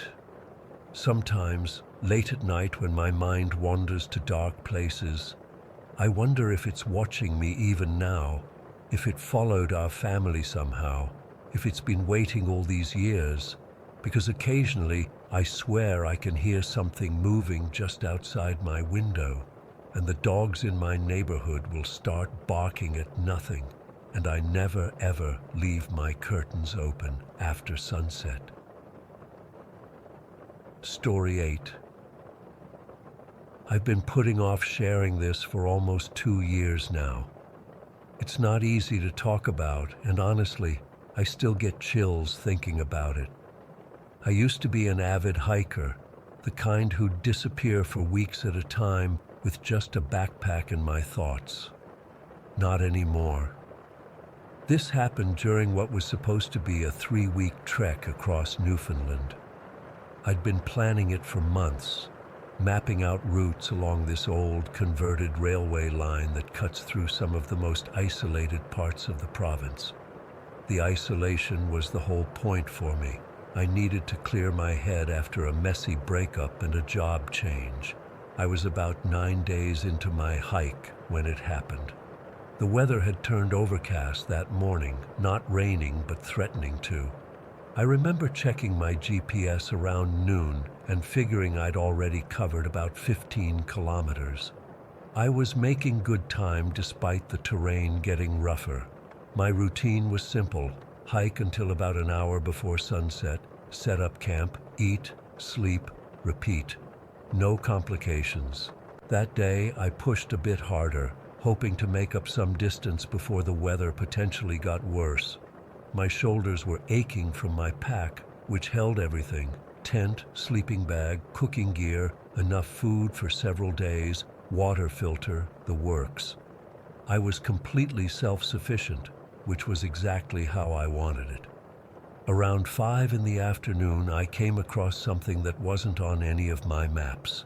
Just off the main trail, maybe 50 meters into the trees, I spotted what looked like a roof. As I got closer, I realized it wasn't just one building but several, a small collection of cabins and old trailers scattered among the pines. It looked like some kind of abandoned settlement or maybe an old logging camp. I'm naturally curious, so I decided to explore a bit. The place was eerie as hell. There were maybe 6 or 7 structures in total, all in various states of decay. One cabin had completely collapsed in on itself. Another was still standing but had all its windows broken out. There was this ancient trailer with faded blue paint peeling off in sheets. Between 2 trees hung a clothesline with a single rotted piece of fabric still clipped to it, dancing slightly in the breeze. The creepiest thing was this old pickup truck, rusted to nothing, its front end dipping down into a small ravine like it was drinking from it. I spent about half an hour just walking around, taking pictures. I remember thinking it would make a cool Instagram post: found an abandoned ghost town in the middle of nowhere. I checked inside a couple of the more stable-looking buildings. Nothing but leaves, animal droppings, and the occasional rusted can or broken piece of furniture. No signs of recent human activity. Everything was covered in a thick layer of dust and pine needles. It was getting late, and I needed to set up camp. Despite the creepy vibes of the place, I figured it was as good a spot as any. The main trail was close enough that I could get back to it quickly in the morning, and there was a nice clearing at the edge of the settlement that seemed perfect for my tent. I even remember thinking it would be cool to wake up with these abandoned buildings in view to capture them in the morning light. I went through my usual routine, pitched my small two-person tent. It's just me, but I like the extra space. Filtered some water from my reserves, boiled it for my dehydrated meal, and did a quick equipment check. I even hung my food bag in a tree about 30 meters from my tent, which was standard procedure to avoid bears. Everything felt normal, safe. By the time I finished eating and cleaning up, darkness had fallen completely. Without light pollution, the night was pitch black under the overcast sky. No stars, no moon, nothing. I remember checking the weather on my satellite device. Still no rain expected, but the cloud cover would remain. I brushed my teeth, made one last trip to relieve myself at the designated spot away from my camp, and climbed into my sleeping bag around 9. I fell asleep almost immediately. Hiking 25 kilometers with a full pack will do that to you. I don't know exactly what time it was when I woke up. My first thought was that an animal was prowling around camp, maybe a fox or raccoon trying to get at my food bag. But as my brain cleared from sleep, I realized what I was hearing wasn't the movement of an animal. They were footsteps, human footsteps. The sound was unmistakable. Slow, deliberate footfalls circling my tent. Crunch, crunch, crunch on the leaves and twigs. Not the random pattering of an animal, but the measured gait of a person. I froze. Every muscle in my body tensed. I couldn't even bring myself to reach for my headlamp, which was in the mesh pocket by my head. My heart was hammering so hard, I was sure whoever was out there could hear it. The footsteps continued their circuit, moving counterclockwise around my tent. Slow, methodical, each step carefully placed. I could tell they were staying just a couple of feet away from the tent walls, close enough to reach out and touch the nylon if they wanted to. Then the footsteps stopped, right behind where my head was resting. The silence that followed was worse than the footsteps. I could hear soft breathing, just standing there, waiting, watching. I had no idea what they wanted or what they were planning to do. My hunting knife was in its sheath, tucked in the side pocket of my backpack, which I was using as a pillow. Slowly, trying not to make any sound or movement that would rustle the sleeping bag, I slid my hand under the pack and wrapped my fingers around the knife handle. I didn't pull it out, but knowing it was there gave me some small comfort. I don't know how long we stayed like that. Me inside, barely breathing, clutching my knife. Them outside, standing motionless behind my head. It could have been 5 minutes or 30. Time lost all meaning. Then, just as suddenly as they had stopped, the footsteps started again. They moved away from the tent, toward the direction of the abandoned buildings. Crunch, crunch, crunch, getting fainter. I didn't move, I didn't breathe. I waited, straining to hear if they were coming back. The night had gone completely silent again, except for the occasional rustle of wind through the trees. After what felt like an eternity, I decided I had to do something. I couldn't just lie there until morning. I needed to know if they were gone, if I was safe, or if I needed to run. Moving as quietly as possible, I unzipped my sleeping bag and crawled to the tent door. I unzipped it just enough to peek out, not using my flashlight for fear of giving away my position. The night was so dark I could barely see anything beyond the outline of the nearest trees. I listened for another full minute. Nothing. That's when the survival instinct kicked in.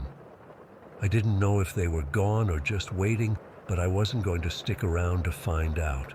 I grabbed only what I absolutely needed. My backpack. Thank God I hadn't unpacked much. My boots and my jacket. I left the tent where it was. I could buy another tent. I couldn't buy another life. Moving as silently as possible, I slipped out of the tent and into my boots. I didn't even lace them properly. I just needed to get the hell out of there. I shouldered my pack and started walking, not running because running would make noise, back toward the main trail. I didn't use my headlamp. I navigated by feel and by memory, my eyes slowly adjusting to the minimal ambient light. Once I hit the main trail, I started moving faster. I walked for what must have been hours, my mind racing with every possible scenario of who might have been circling my tent and what they might have wanted. Every sound in the forest made me jump. Every shadow seemed to move. The sky was just starting to lighten when I spotted headlights on a road that crossed the trail. I'd completely lost track of where I was on my map, but I knew that roads meant people, normal people, not whatever the hell was lurking around those abandoned cabins. I flagged down the first vehicle I saw, an old pickup truck driven by an older guy heading to his fishing cabin. He took one look at me, disheveled, wide-eyed, probably looking completely terrified, and asked if I was okay. I wasn't even sure how to explain what had happened. I just told him I got spooked at my campsite and needed to get to the nearest town. He dropped me at a small gas station in a town whose name I can't even remember. From there, I called a taxi to take me to the nearest bus station. My hike was over. I didn't care about my expensive tent left behind. I didn't care about completing my trek. I just wanted to go home. It's been almost 2 years, and I still haven't gone hiking again. Not alone anyway. The thing that haunts me most isn't just that someone was out there in what should have been the middle of nowhere. It's that they took their time. They circled my tent. They stood there, listening to me breathe. They were evaluating me. And they made a choice. They chose to walk away. I have no idea why. Maybe they were just trying to scare me. Maybe they were deciding if I was worth robbing or worse. Maybe they changed their mind about whatever they had planned. I'll never know. I still have the photos I took of those abandoned buildings on my phone. Sometimes I look at them, trying to spot anything I might have missed. Any sign that someone was living there or using the place. I never see anything unusual, just decaying structures being slowly reclaimed by nature. But I know someone was there, someone who watched me set up camp, who waited until I was asleep, who circled my tent like a predator, and who stood behind my head, just inches of thin nylon separating us. I don't know who or what I encountered that night in the Newfoundland wilderness, but I do know this. There are places where the line between peaceful solitude and terrifying isolation is thinner than the wall of a tent, and sometimes there are people waiting in the shadows, watching, deciding. Story 9. I still can't sleep with the windows open, even though it's been 3 years. Every time I hear branches rustling outside, I'm right back there in that cabin, feeling eyes on me through the darkness. I've never posted about this online before, but I need to get this off my chest, and maybe someone here has experienced something similar or can make sense of what happened. My wife Jen and I had been planning a week-long getaway with our kids, Emma 10 and Tyler 8, for months. We both worked demanding jobs, and after a particularly rough winter, We desperately needed a break somewhere quiet. When my cousin Mark offered us his cabin in northern Michigan for practically nothing, it seemed perfect. The timing worked out even better because my younger brother Kyle had just lost his apartment after a breakup and needed somewhere to crash for a bit. He'd been sleeping on our couch for 3 weeks, and I figured the change of scenery would do him good too. Mark hadn't used the cabin in years. It belonged to our grandfather originally, and he warned us it was pretty rustic. No internet, spotty cell service, and a generator for electricity. But that sounded exactly like what we needed to disconnect. He emailed me directions since GPS wouldn't get us all the way there. The cabin was about a 5-hour drive from our home in suburban Detroit, the last 45 minutes on unpaved forest roads. We left early on a Saturday morning in late April. The drive started out fine, kids watching movies on the iPad in the back, Kyle quiet, but seemingly excited beside them. The deeper we got into the woods, though, the more isolated everything felt.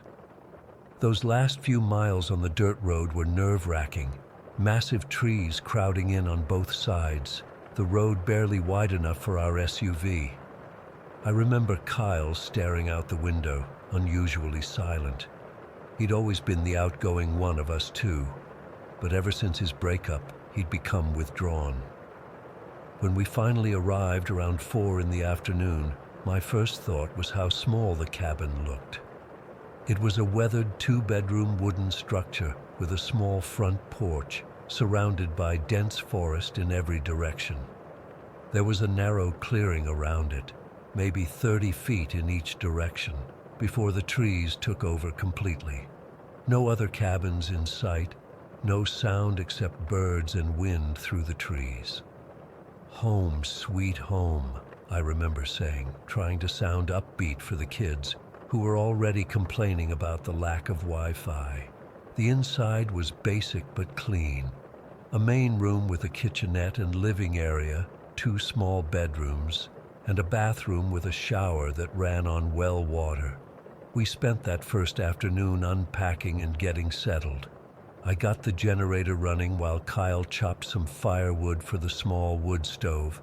The kids explored the clearing but stayed close. Even they seemed to sense how isolated we were. That first night was actually pretty nice. We played board games by lantern light after dinner, laughing at Kyle's terrible Monopoly skills. Around 9, we put the kids to bed in one bedroom, while Jen and I took the other. Kyle set up his sleeping bag on the pull-out couch in the main room.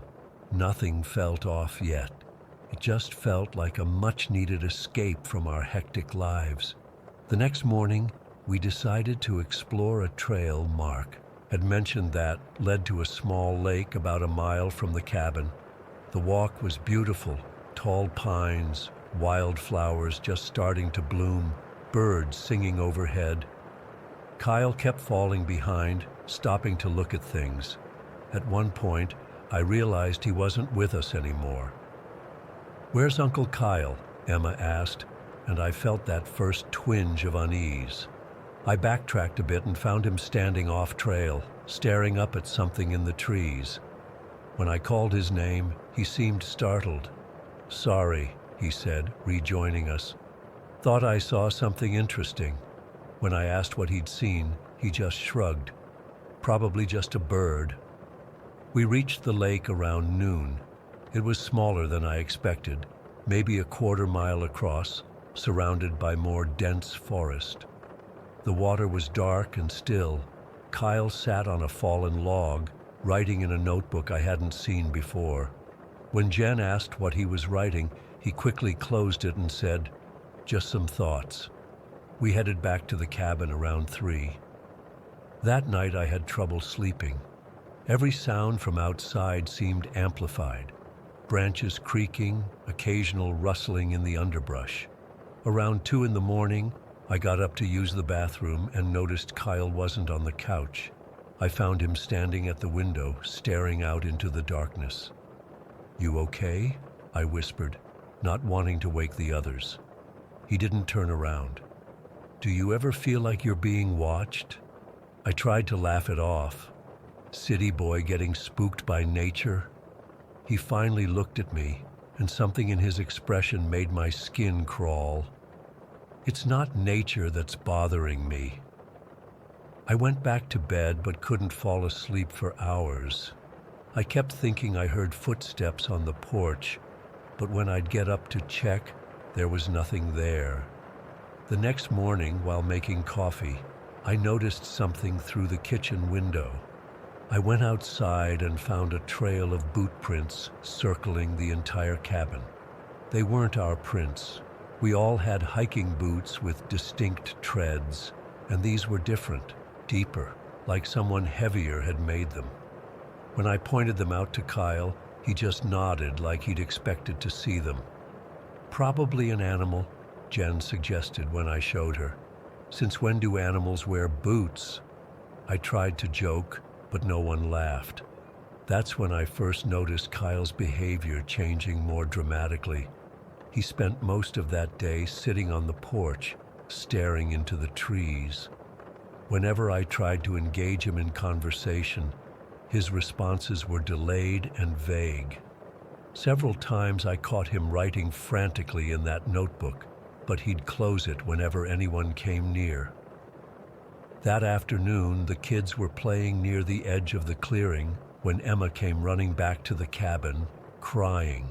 She said they'd found something gross on a tree. I followed them to the spot, and there, about 5 feet up on a pine trunk, was a squirrel, or what remained of one. It had been split open from neck to tail, its insides completely removed, and pinned to the tree with what looked like a sharpened stick. This wasn't the work of another animal. It was too deliberate, too displayed. I hurried the kids back to the cabin, telling them it was probably just a hawk or owl that had done it. But I knew better. That squirrel had been deliberately killed and mutilated. When I told Kyle about it, his face went pale. He immediately went to the spot, and I followed him. He stared at the squirrel for a long time, then pulled out his notebook and wrote something down.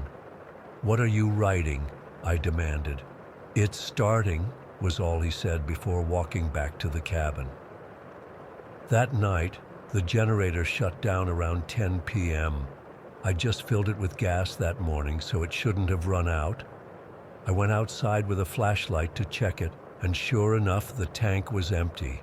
Someone or something had drained it. I refilled it from our spare can, trying to ignore how exposed I felt in the darkness. Back inside, Kyle was sitting by the window again, his face illuminated only by moonlight.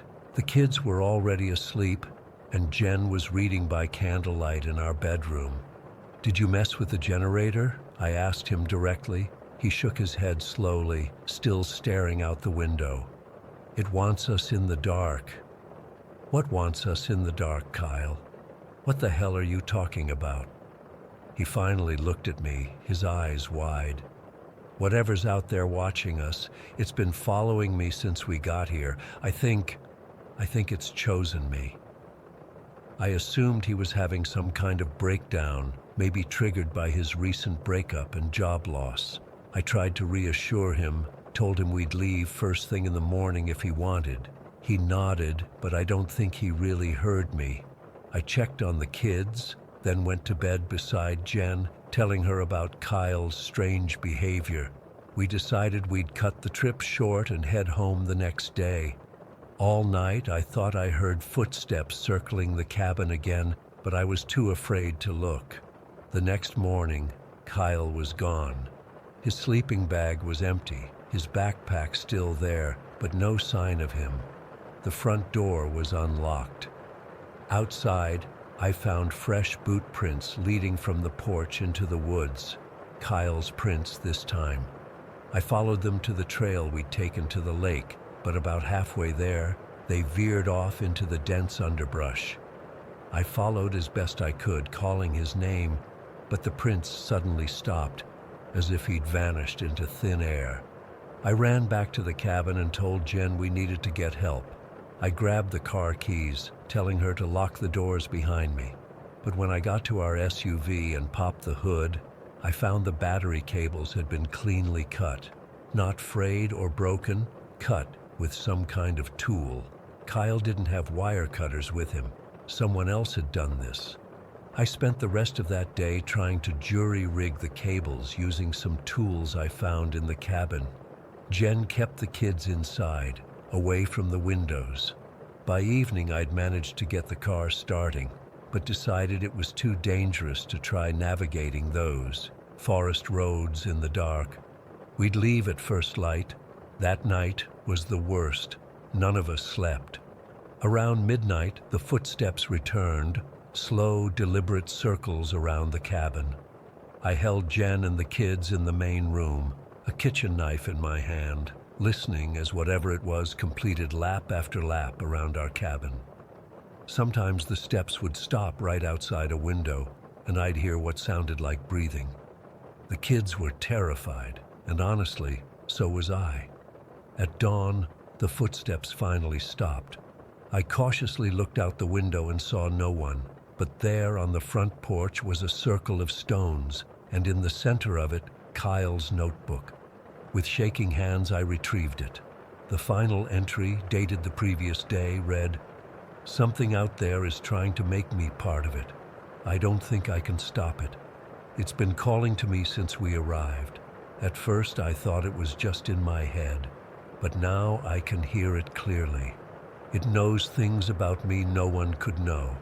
It promises to take away the pain, to make me something more than human. I'm afraid, but I'm also curious. If you're reading this, I've gone to meet it. Don't follow me."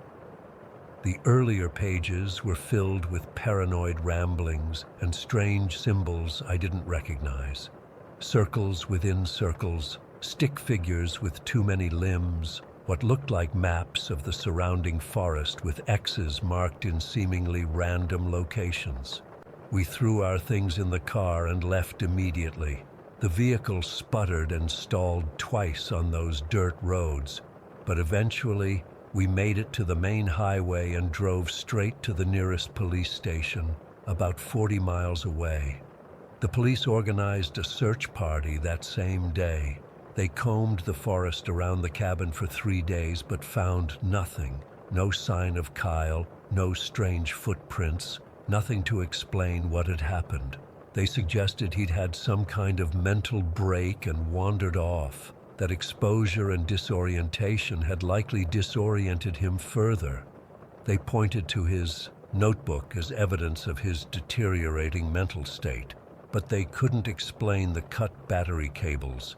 They couldn't explain the mutilated squirrel, and they couldn't explain how his notebook had appeared on the porch when he'd clearly taken it with him. Kyle was never found, not a single trace, no body, no clothing, nothing. It's like the forest simply swallowed him whole. I've spent 3 years trying to make sense of what happened that week. Was it just my brother's mental breakdown, as the police suggested? Was there someone else out there, some hermit or drifter watching us? Or was it something else entirely?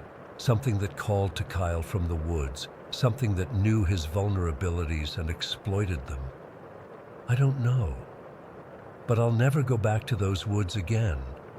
And sometimes, on particularly quiet nights, I still feel like something is circling my house, looking for a way in. Something that's wearing my brother's face, but isn't him at all. Story 10. I still can't believe I'm actually writing this down. I've told this story to a few close friends, but they always think I'm exaggerating or flat out making it up. I'm not. I wish I was. What happened that night changed everything I thought I knew about life and death, and I haven't been the same since. I moved to New South Wales about 6 years ago for work. I'm a historian specializing in Australian colonial settlement, and I was researching a book about the early farming communities. The university gave me a decent grant, and I rented a small cottage about 20 minutes outside of Campbelltown, not far from the original Fisher's Farm property. If you're Australian, you might have heard of Fisher's ghost. It's one of those stories they tell school kids, but most people write it off as folklore. I certainly did. I mean, ghosts, please. I'm an academic. I deal in facts, archives, and historical records. The Fisher's ghost story was just a colorful piece of local history to me. Interesting from a cultural perspective, but nothing more. For those who don't know the story, in 1836, a farmer named John Fisher disappeared. His worker, George Worrell, said Fisher had gone on a business trip. Months later, a neighbor claimed to see Fisher's ghost sitting on a rail fence, pointing toward the creek. When police searched the area, they found Fisher's body buried in a shallow grave. Worrell had murdered him for his money and property. Classic ghost solves crime tale. I'd been working long hours at the state library, going through old newspapers, court records, and letters. There were actually quite a few primary sources about the Fisher murder. It was a sensation at the time. I had gathered enough material and decided to visit the actual location where it all happened. It was a Friday in June, the middle of Australian winter. The sun sets early that time of year, around 5 in the afternoon. I'd planned to get to the site around 3, take some photos, get a feel for the landscape, and be back before dark. But my car wouldn't start that morning, and I had to call a mechanic. By the time it was fixed, it was already past 4. I almost canceled the trip, but decided to go anyway. I'd been looking forward to it all week, and the site was only 40 minutes away. I arrived just before 5. The original Fisher's Farm is long gone, of course, but there's a reserve there now called Fisher's Ghost Creek. Real creative, I know. Some of the landscape is the same. The creek, some old trees, the rolling hills. There's a small car park and a walking path with some historical markers. I was the only person there. The sky was gray and heavy with clouds, and a light drizzle had started falling. Not ideal conditions for photos, but I'd come all this way. I grabbed my notebook, camera, and a small flashlight from the glove compartment, just in case. I wasn't planning to stay long anyway. The walking path follows the creek, with signs describing the Fisher murder and subsequent trial. I took a few photos of the landscape and made some notes. The place had an eeriness to it that I hadn't expected. Maybe it was just the weather, or maybe it was knowing what had happened there, but I felt watched. I kept looking over my shoulder, finding nothing but empty parkland. I reached the spot where, according to the story, Fisher's ghost had been seen sitting on a fence. There's a marker there and the remnants of some old fence posts. I took a few more photos, trying to imagine how it would have looked in 1836. The drizzle had turned into proper rain by this point, and the light was fading fast. I decided to head back to my car. That's when I noticed the fog. It seemed to come out of nowhere, rolling in from the creek, thick and white. Within minutes, visibility dropped to maybe 20 feet. I could barely see the path in front of me. I turned on my flashlight and started walking faster, using the path to guide me back to the car park. The air felt different, heavier somehow, and much colder than it had been just moments before. My breath came out in visible puffs. I told myself it was just a sudden weather change, common enough in this part of Australia. But deep down, I knew this wasn't normal. The silence was the worst part. No birds, no distant traffic, not even the sound of rain hitting the leaves, though I could still feel it on my face. I was about halfway back to the car when I saw him. A figure standing just off the path, partially hidden by a large eucalyptus tree.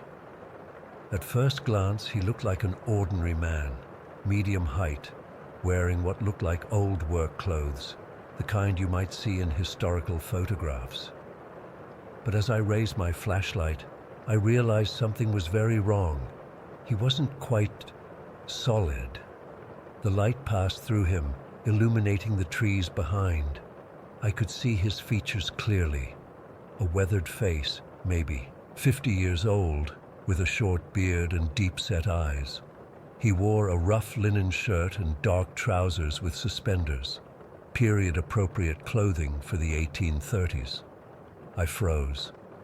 My rational mind was racing for explanations, a reenactor for tourists, a trick of the light, a hallucination from working too hard. But I knew with absolute certainty what I was seeing, or rather, who I was seeing. John Fisher. We stared at each other for what felt like an eternity but was probably only seconds. Then slowly he raised his arm and pointed, not toward the creek where his body had been found, but directly at me. I've never felt terror like that. It was primal, bone deep. My heart pounded so hard I thought it might burst from my chest. I couldn't move, couldn't breathe, couldn't even scream. I just stood there, flashlight trembling in my hand, as this impossible thing looked into my eyes. Then he spoke. His voice wasn't what I expected, not echoey or ghostly, but clear and ordinary, with a thick rural accent I recognized from my research into colonial speech patterns. "You're looking in the wrong place," he said. I managed to find my voice, though it came out as barely a whisper. "What?" "The papers. You're missing the truth." I don't know where I found the courage to respond. Maybe it was the historian in me, unable to pass up this impossible primary source. "What truth? What papers?" He took a step toward me, and I noticed something I hadn't seen before. A dark stain spread across the back of his head, dripping down his neck. Blood. I could see it clearly now, along with the unnatural angle of his skull where it had been crushed. "He wasn't alone," Fisher said. "There were two of them that night." Before I could respond, he turned and walked into the fog, his figure becoming more transparent with each step until he vanished completely. The silence lasted a moment longer, then suddenly the normal sounds of the world rushed back in. Raindrops on leaves, distant, traffic, the call of a crow somewhere nearby. I ran. I don't remember much of that frantic dash back to my car, just the blind panic and the desperate need to get away from that place. I fumbled with my keys, started the engine, and drove back to my cottage without even stopping to catch my breath. My hands shook so badly I could barely keep the car on the road. That night, I couldn't sleep. I sat up with all the lights on, trying to convince myself that I'd experienced some kind of stress-induced hallucination. But I knew what I'd seen, and I couldn't stop thinking about what he'd said. He wasn't alone. There were two of them that night. According to all the historical records, George Worrell had acted alone when he murdered John Fisher. He'd confessed to it before his execution. There was never any mention of an accomplice. But what if the official story was wrong? I spent the entire weekend going through my research again, looking for any hint that someone else might have been involved. And I found something I'd overlooked, a statement from a witness who claimed to have seen Worrell drinking with another man at a tavern the night of the murder. The man was described as a gentleman of means from Sydney. The statement was dismissed by the court as irrelevant. On Monday, I went back to the state archives and requested every document related to the case, including materials I hadn't examined before. In a box of miscellaneous papers, I found a sealed envelope marked "Supplementary Testimony, Not Entered into Evidence." Inside was a letter from Worrell, written the day before his execution, naming his accomplice, a wealthy businessman from Sydney who had wanted Fisher's land and had promised Worrell a hefty sum to help murder him. But the businessman had political connections, and the letter was quietly buried. The businessman's name was James Harrington. Further research revealed that after Fisher's death, Harrington had indeed acquired some of Fisher's land through a series of legal maneuvers. He went on to become a prominent figure in New South Wales politics and was even knighted later in life. His descendants are still one of the wealthiest families in Australia. I've compiled all this evidence into a paper that's now under review for publication in a historical journal. I've also sent copies to several major newspapers. The Harrington family won't be happy, but the truth needs to come out, even after all these years. But that's not why I'm sharing this story. I'm sharing it because last night I woke up at exactly 3 in the morning. My bedroom was freezing cold, even though it's summer now, and there, standing at the foot of my bed, was John Fisher. He looked more solid than before, almost alive, except for the wound at the back of his head. He didn't speak this time. He just nodded once, slowly, and then faded away. I think I've done what he wanted, uncovered the full truth about his murder. But I don't think he's gone. Sometimes, when I'm working late in my study, I catch a glimpse of someone standing in the doorway from the corner of my eye. When I turn to look, there's no one there. Objects in my house move when I'm not looking. My research papers get rearranged overnight, and sometimes, very faintly, I hear a voice with a rural colonial accent saying, "There's more." I don't know what else he wants me to find, but I know I won't be able to rest until I do. I'm going back to Fisher's Ghost Creek tomorrow, this time prepared with recording equipment. If there's more to the story, I'm going to find it. What scares me the most isn't seeing Fisher's ghost again. What scares me is the possibility that he's right, that there's more to uncover, more injustice buried in the past. And I can't help wondering if the Harrington family knows what I've found and what they might do to keep their ancestors' crime hidden. I'll update if anything happens. Wish me luck. Story 11. I've never told this story completely, but I need to get it off my chest. This happened 4 years ago when I was 12, in 6th grade at Columbia Grammar Prep in NYC.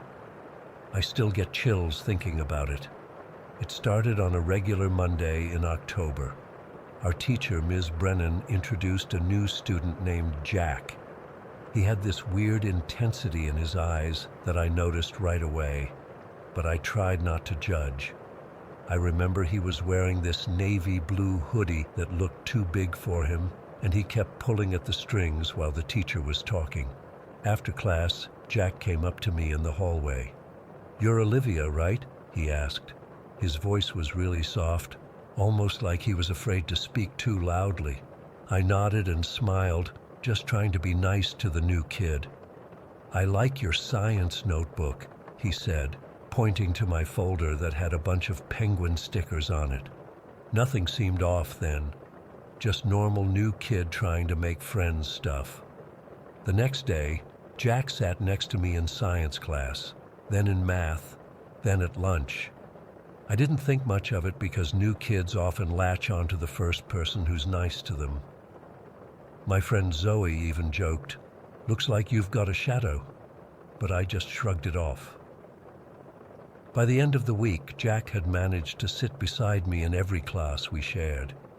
He'd always have some excuse ready. "This seat has better lighting," or "I can see the board better from here." But looking back, it was obviously calculated. What really started to creep me out was how he'd memorized my schedule. Like, he knew exactly when my lunch period was and would be waiting at our table, even though I never invited him to sit with me. He knew which days I had band practice after school. Once he even mentioned that I always buy chocolate milk on Wednesdays, which was such a random detail that I didn't even realize I did regularly. About 2 weeks after he arrived, Jack asked for my number. He said it was for a group project in English, which was technically true, we had been assigned to the same group. I gave it to him, thinking it would just be about schoolwork. Big mistake. He started texting me constantly. First it was normal stuff about assignments, but then he'd text late at night asking random questions like, "What's your favorite movie?" Or, "Do you prefer summer or winter?" I'd give short answers, trying not to encourage him. Then came the text that changed everything. It was a Friday night around 8, and I was watching a movie with my parents when my phone buzzed. "Would you want to go to the movies with me tomorrow? Just us?" My stomach dropped. I didn't want to be mean, but I also really didn't want to go. I waited about an hour before responding, hoping that would send a message that I wasn't eagerly waiting for his texts. "Sorry, I can't. I have family stuff this weekend." He responded immediately, "What about Sunday?" I took a deep breath and decided to be more direct. "Sorry, Jack. I don't think that's a good idea. I'm not really looking to date anyone right now." 3 dots appeared, disappeared, appeared again. Finally, "Okay," just that one word, but somehow it felt threatening. The next Monday at school, everything changed. Jack wasn't sitting next to me anymore. Instead, he sat across the room, but he'd stare at me with this look that made my skin crawl. Not sad puppy dog eyes, but angry, narrowed eyes that followed me everywhere. During lunch, he sat with some boys I didn't know well. Every time I glanced in his direction, he was looking at me, not talking to the other kids, just watching me while stabbing at his food with his fork. My friend Zoe noticed it too. "What's up with Jack?" she whispered. "He keeps glaring at you like you stole his puppy or something." This continued for a week. The staring, the glaring, the way he'd suddenly appear in hallways where I was walking, even when I knew his next class was in the opposite direction. Then came the worst day. I was called down to the headmaster's office during 3rd period. My hands started shaking immediately. I'd never been in trouble before. When I walked in, Ms. Rivera, our headmaster, had this grave expression on her face. There were 2 chairs in front of her desk, and my homeroom teacher, Mr. Davis, was sitting in one of them. "Olivia, please sit down," Ms. Rivera said. Her voice was stern, disappointed. "Am I in trouble?" I asked, my voice barely a whisper. "We've received some very disturbing information," she said, sliding her iPad across the desk. "These messages were brought to our attention this morning." I looked down at the screen and felt like I was going to throw up. There were screenshots of text messages that were supposedly from me, sent to 2 classmates, Alex and Jackson. The texts were horrible, calling Alex fat, making fun of Jackson's learning disability, threatening to spread rumors about them both. These aren't from me," I stammered. "I would never say these things. I didn't send these." Ms. Rivera sighed like she'd heard this excuse 1,000 times. "Olivia, we have the screenshots. Your name and number are clearly visible." "But it wasn't me," I insisted, my eyes filling with tears. "Someone must have faked these somehow. I'm friends with Alex and Jackson. Ask them. We already spoke with them. They were understandably upset." My mind was racing. Who would do this? Then it hit me. Jack. It had to be Jack. "I think Jack might have done this," I said. "He's been acting weird ever since I told him I didn't want to go out with him." Ms. Rivera and Mr. Davis exchanged looks. "That's a serious accusation, Olivia," Mr. Davis said. "Do you have any proof?" I didn't. Not really, just his creepy behavior and the timing. "I'm going to give you 24 hours, Ms. Rivera finally said. "If you can provide evidence that you didn't send these messages, we'll investigate further. Otherwise, you'll face a week's suspension for cyberbullying." I left, that office feeling like the floor had disappeared beneath me. 24 hours to prove my innocence. How was I supposed to do that? I immediately texted Alex and Jackson, asking to meet after school. Thankfully, they agreed. We met at the library, and I could tell they were uncomfortable around me. Guys, I swear I didn't send those texts, I pleaded. Can I see what you received? Alex hesitantly showed me her phone. The texts were vile, but something caught my eye. The timestamps. According to these screenshots, I had sent these messages during my dance class when my phone was in my locker. Alex, check our actual text thread, I said. The real one, not these screenshots. She scrolled through our actual conversation. There were no nasty messages there, just our normal chats about homework and TV shows. Same with you, Jackson, I said. These screenshots aren't real. Someone faked them. Jackson checked our actual conversation history and confirmed there were no bullying texts there either. But who would do this? Alex asked. I told them about Jack, how he'd been acting since I rejected him. They both agreed it was suspicious. Let's go to Ms. Rivera together, Jackson suggested. We'll show her our actual text conversations. The next morning, the three of us went to the headmaster's office. We showed Ms. Rivera our phones with the real text histories. She looked genuinely surprised. Someone clearly fabricated these screenshots, she said. I'll look into this immediately. By lunch, Jack had been called to the office. By the end of the day, he was suspended pending further investigation. Apparently, they found evidence on his phone that he'd used some app to create fake text conversations. I felt relieved, but still shaken. Jack was gone for a week, and I started to relax a little. Until that Thursday night. I had dance class until 7:30, and it was already dark when I left the studio. My apartment was only 3 blocks away, and I'd walked it. Alone plenty of times before. The streets were busy with people heading home from work or going out to dinner. I was about a block from my building when I heard someone call my name. I turned around and froze. It was Jack, wearing that same navy hoodie from his first day. You got me suspended, he said, his voice cold and flat. Leave me alone, I said, walking faster. He matched my pace. How could you do this to me? His voice was getting louder. I was nice to you, I liked you, and you ruined everything. People on the street were starting to look, but no one intervened. I quickened my pace to almost a jog. I know everything about you, he hissed. I know when you leave for school.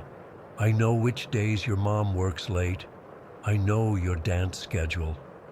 My heart was pounding so hard I could hear it in my ears. I was half running now.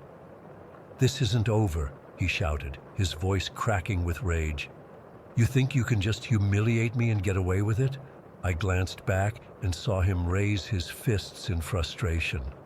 That's when I broke into a full sprint toward my building. I could see our doorman, Frank, standing outside, chatting with a resident. Frank, I screamed. Frank looked up, saw me running, and stepped forward with concern. When Jack saw Frank, he stopped, turned around, and ran in the opposite direction. I collapsed into Frank's arms, sobbing uncontrollably. He helped me inside and called my parents, who were frantic when they heard what happened. The next day, my dad went with me to school and told Ms. Rivera everything. Security footage from nearby businesses confirmed my story. Jack was expelled immediately. I never saw Jack again after that night. My parents considered moving, but we couldn't afford to break our lease. Instead, they made sure someone always walked me to and from school for months afterward. It's been 4 years, but I still check over my shoulder when I'm walking home. I still get anxious when I receive a text from a number I don't recognize. I still have nightmares where I'm running through dark streets with footsteps following close behind. The scariest part wasn't just Jack's behavior.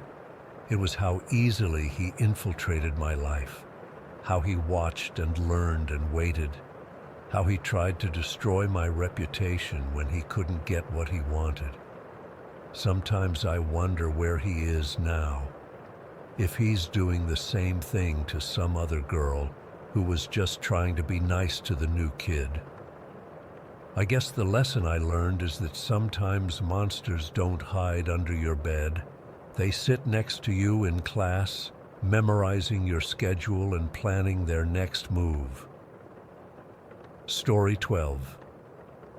I've never been able to shake what happened that night in Namibia. It's been 3 years, but I still get chills thinking about it. I was backpacking with 4 friends, Megan, Josh, Liam, and Kayla, through the remote wilderness of southern Africa. We were all experienced hikers, but none of us were prepared for what would happen on our 3rd night out. We'd spent the entire day trekking through this beautiful savanna landscape. The heat had been brutal, over 95 degrees, and by late afternoon, everyone was dragging their feet and rationing the last of their water.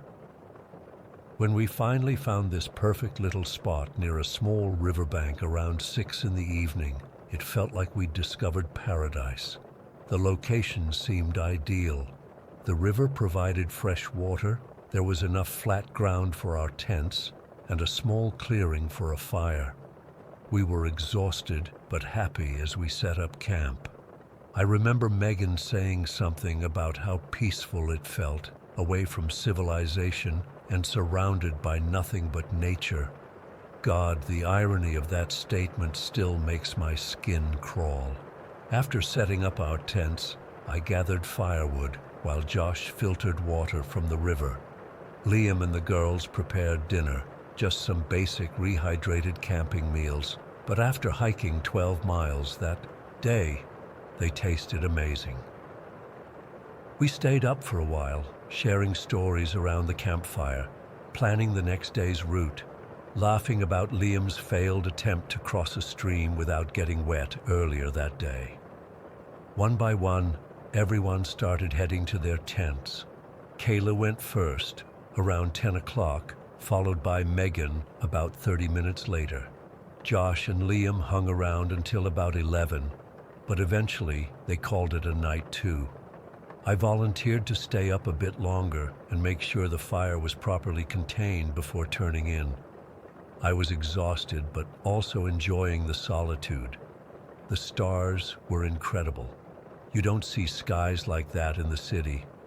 I remembered leaning back on my backpack, looking up at the Milky Way, feeling small, but somehow connected to everything. That's when I first noticed something was off. It was the silence, complete, absolute silence. If you've ever camped in the wilderness, you know it's never actually quiet. There's always something, insects chirping, leaves rustling, small animals moving in the underbrush. But suddenly, there was nothing, like someone had hit mute on the whole world. I sat up straight, instantly alert, despite my fatigue. That's when I noticed the campfire starting to falter. It had been burning strong just moments before, but now the flames were dying down, even though I'd added fresh wood less than 20 minutes earlier. My first thought was that the wind had changed, but there was no wind. The air was completely still. My second thought was that maybe the wood was damp, but I knew that wasn't right either. I'd been careful to select dry pieces. I leaned forward to stoke the fire, and that's when I felt it.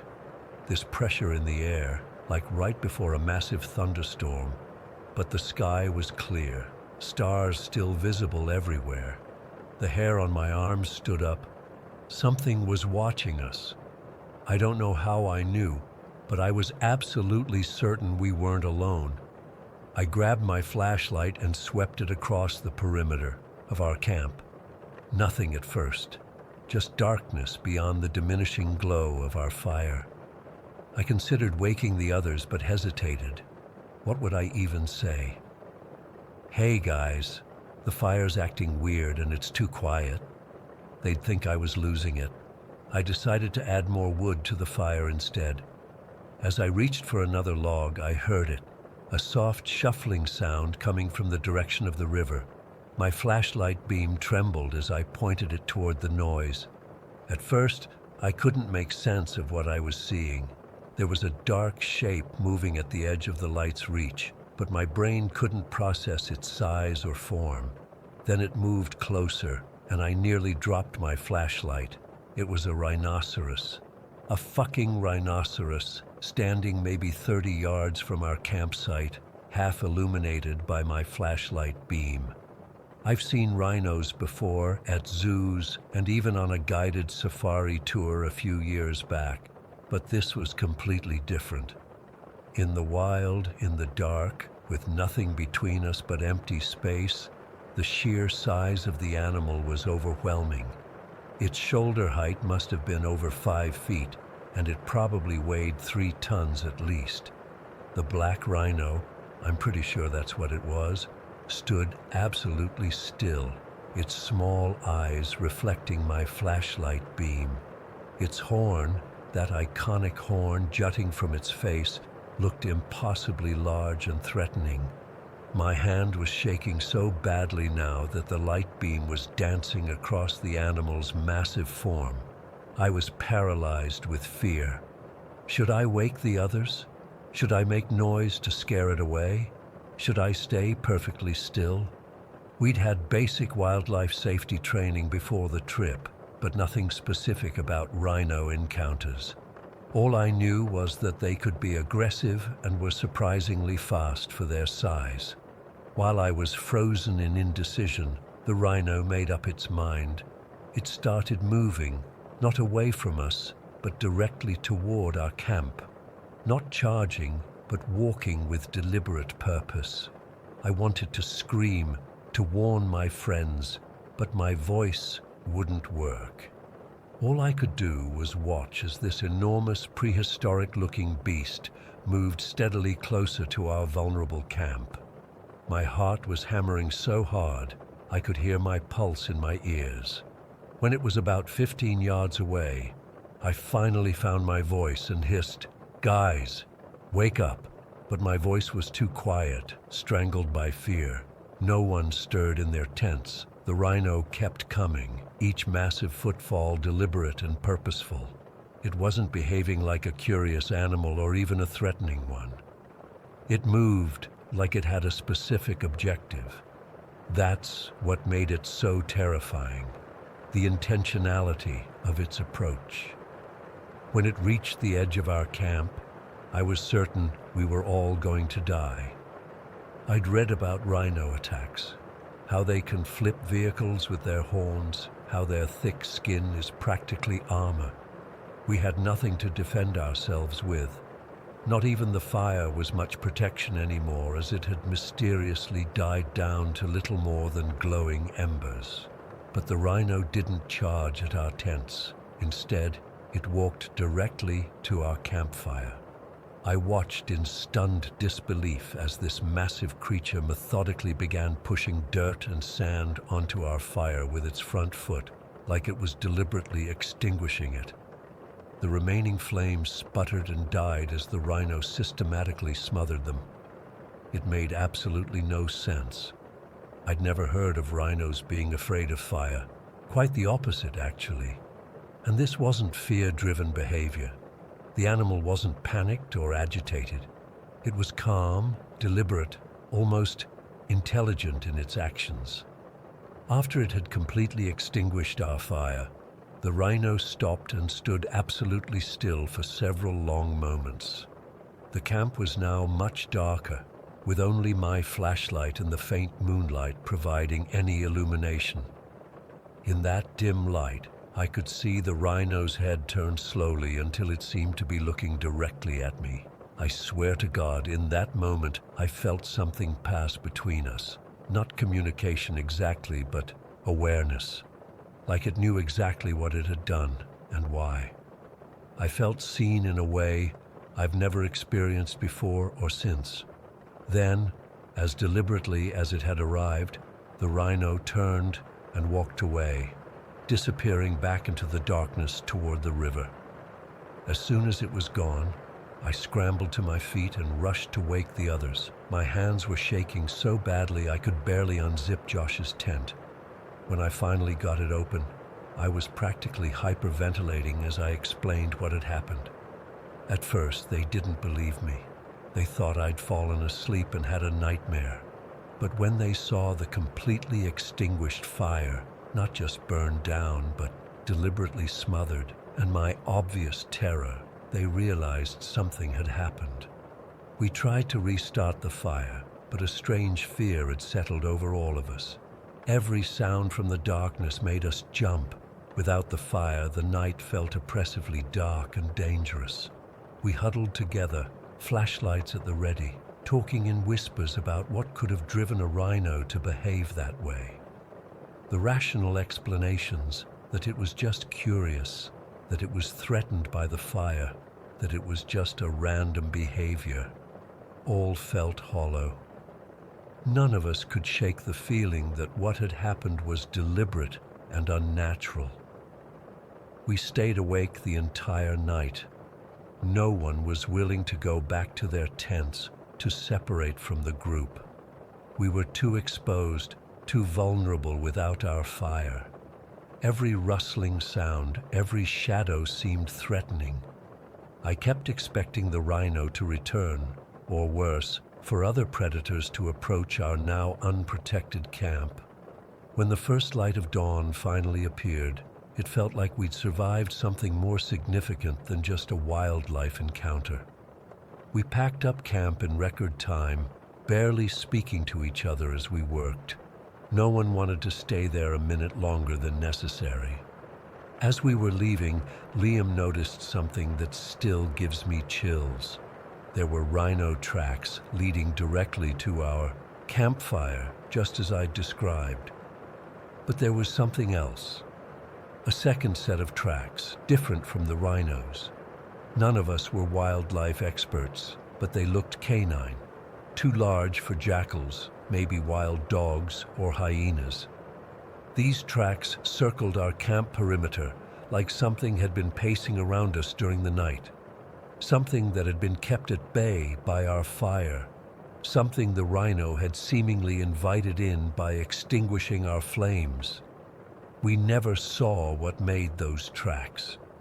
Maybe that's the most terrifying part, not knowing what might have been watching us through those long, dark hours.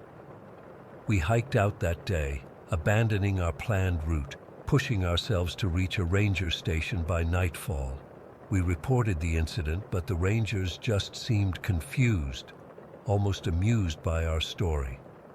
They said rhinos sometimes approach campsites out of curiosity, but had never heard of one deliberately putting out a fire.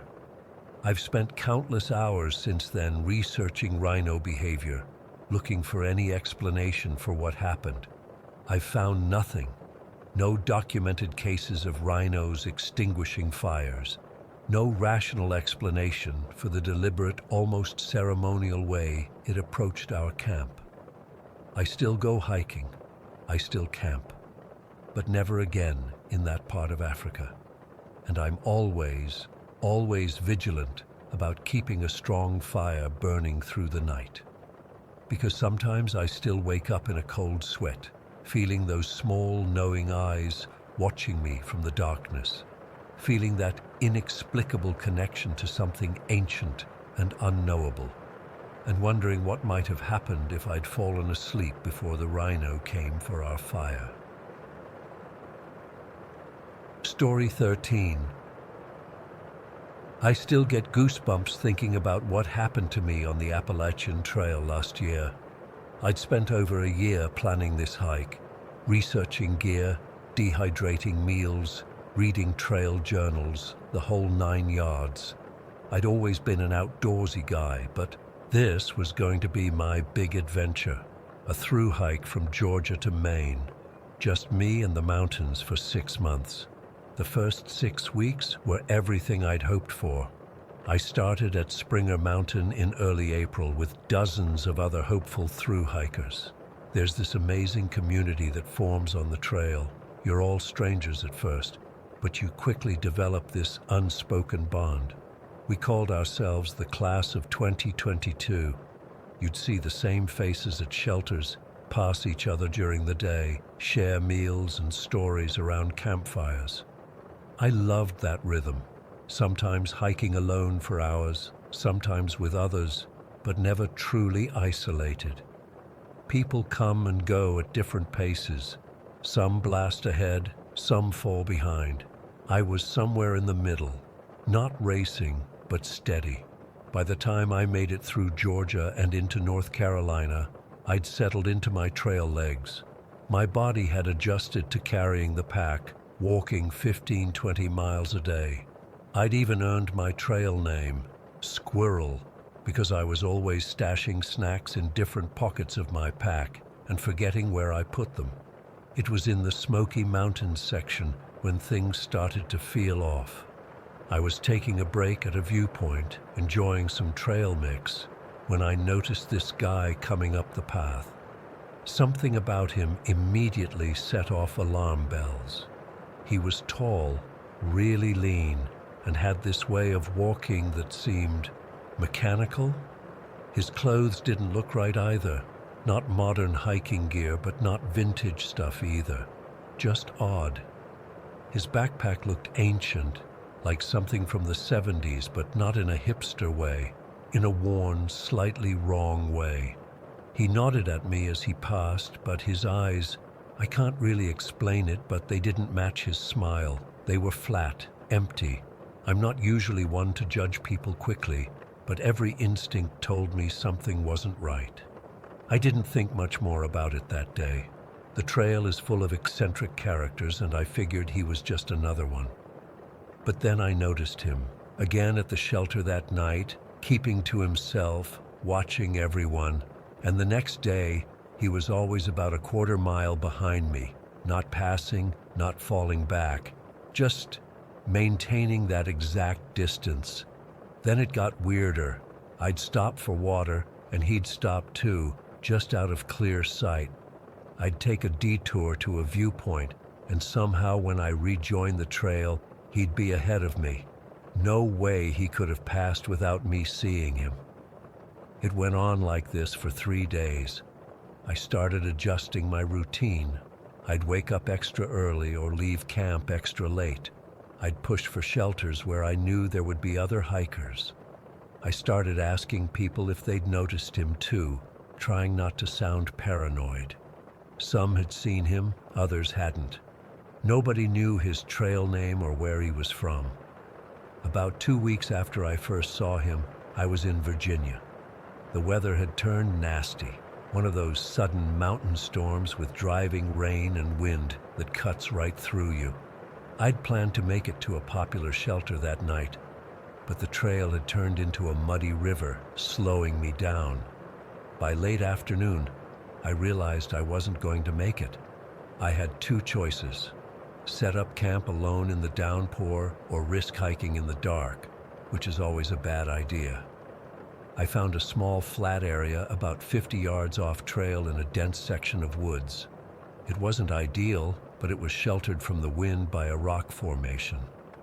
I hadn't seen the strange man all day, and figured the weather had either driven him to a town stop or to seek shelter earlier on the trail.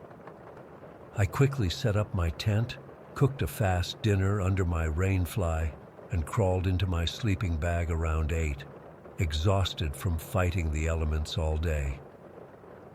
The rain stopped sometime around 11. I remember checking my watch before dozing off again, relieved that at least my tent wouldn't be soaked through by morning.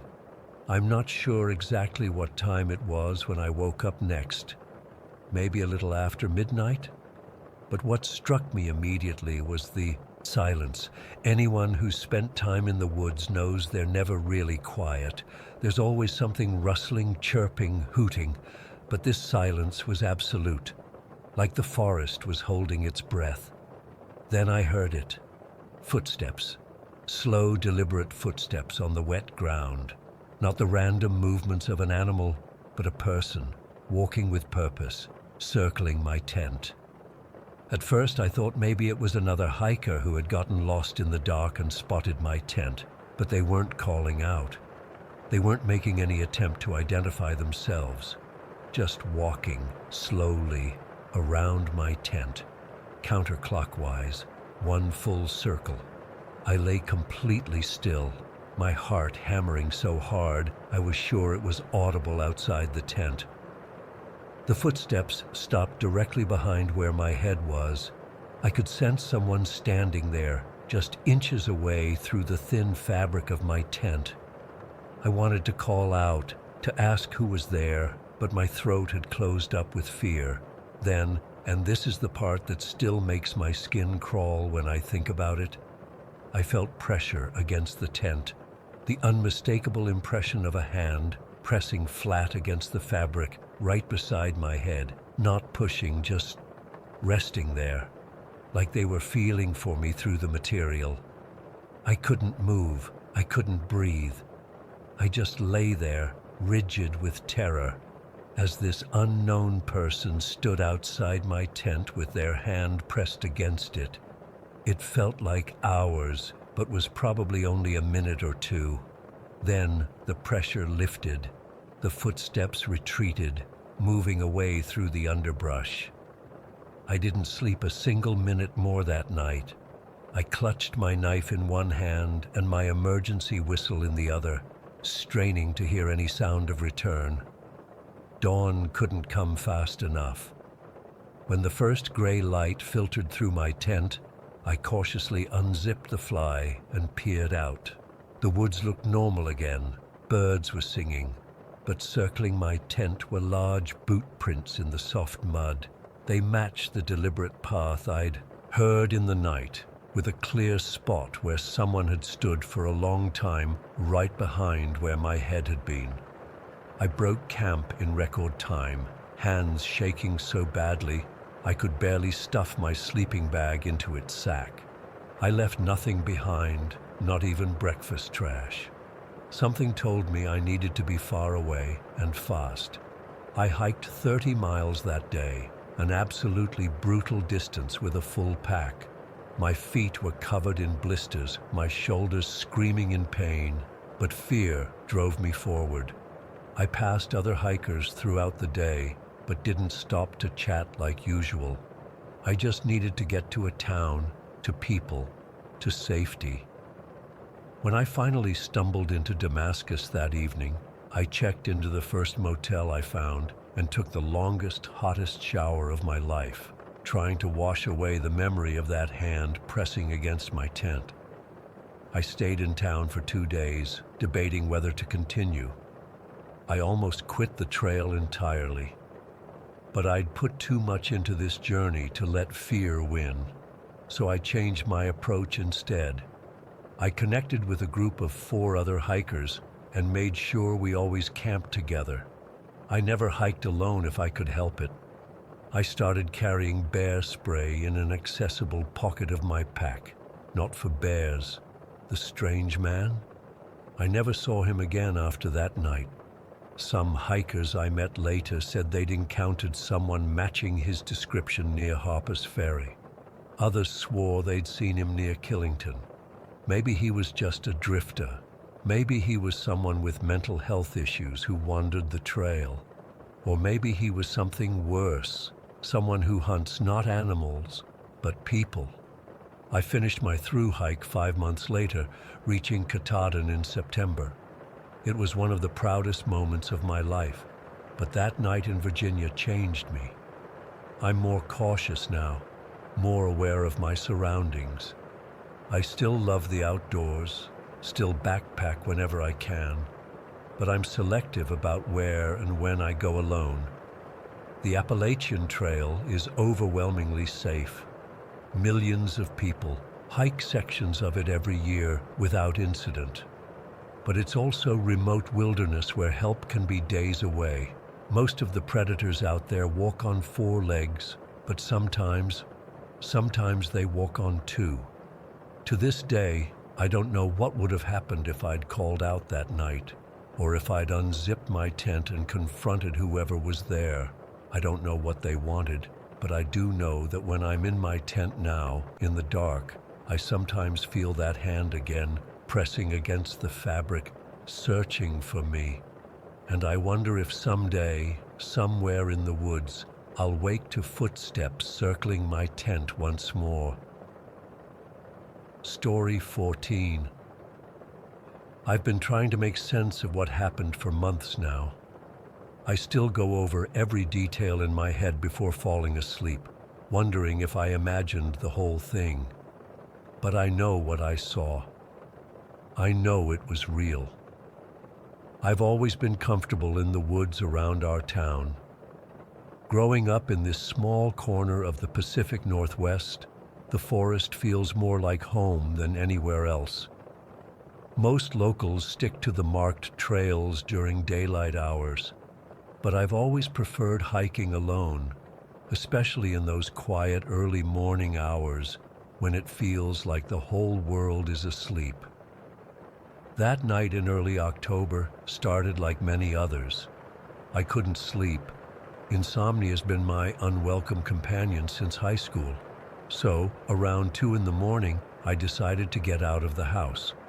The moon was nearly full, casting enough light that I barely needed my flashlight.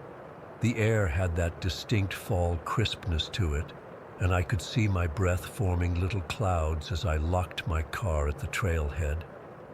I'd hiked this particular trail dozens of times before, but usually stuck to the main path. It's about 3 miles in where the trail narrows and winds uphill, with thick fir trees and moss-covered ground on either side. The forest is dense here, the kind where the trees grow so close together that, even during the day, sunlight barely filters through. Most people find it suffocating, but I've always found comfort in that weighted silence. I was about to round a bend in the trail when something caught my eye. Just a quick flash of dull silver in the moonlight off to my right. On any other night, I might have ignored it and kept walking. I wish I had. My curiosity got the better of me. I stepped off the path, using my flashlight sparingly to navigate down a steep slope I'd never noticed before. The incline was sharp enough that I had to grab onto tree trunks to keep from sliding. After about 30 feet, the ground suddenly leveled out into a small clearing. What I saw there made my blood run cold.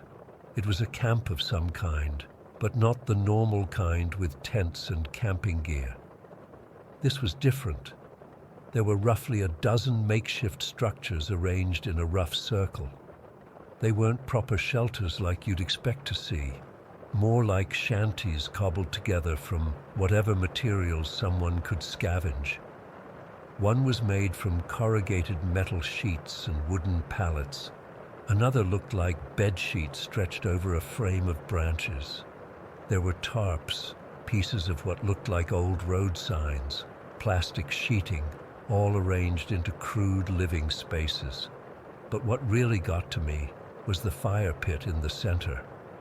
Someone had placed an old tire in the middle of the clearing, and inside it were embers that still glowed orange in the darkness. Not blazing, but definitely warm, like someone had been tending it within the last hour.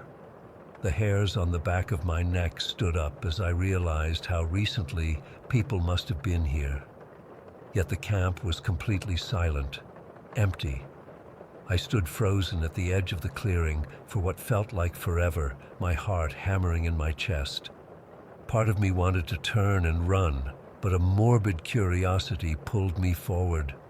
I swept my flashlight across the camp again, the beam catching on details that made everything even more unsettling. Outside one of the shelters was a pair of boots, neatly placed side by side. Next to another was a stack of dented aluminum pots. Clothes hung on makeshift lines, strung between trees. Everything looked lived in, used, like the inhabitants had just stepped away for a moment and would return any second. "Hello?" I finally called out, immediately regretting it as my voice seemed impossibly loud in the stillness. No answer came back, except the soft rustle of wind through the trees. Taking a deep breath, I forced myself to move closer. I approached the nearest shelter, a lean-to made from what looked like pieces of an old fence.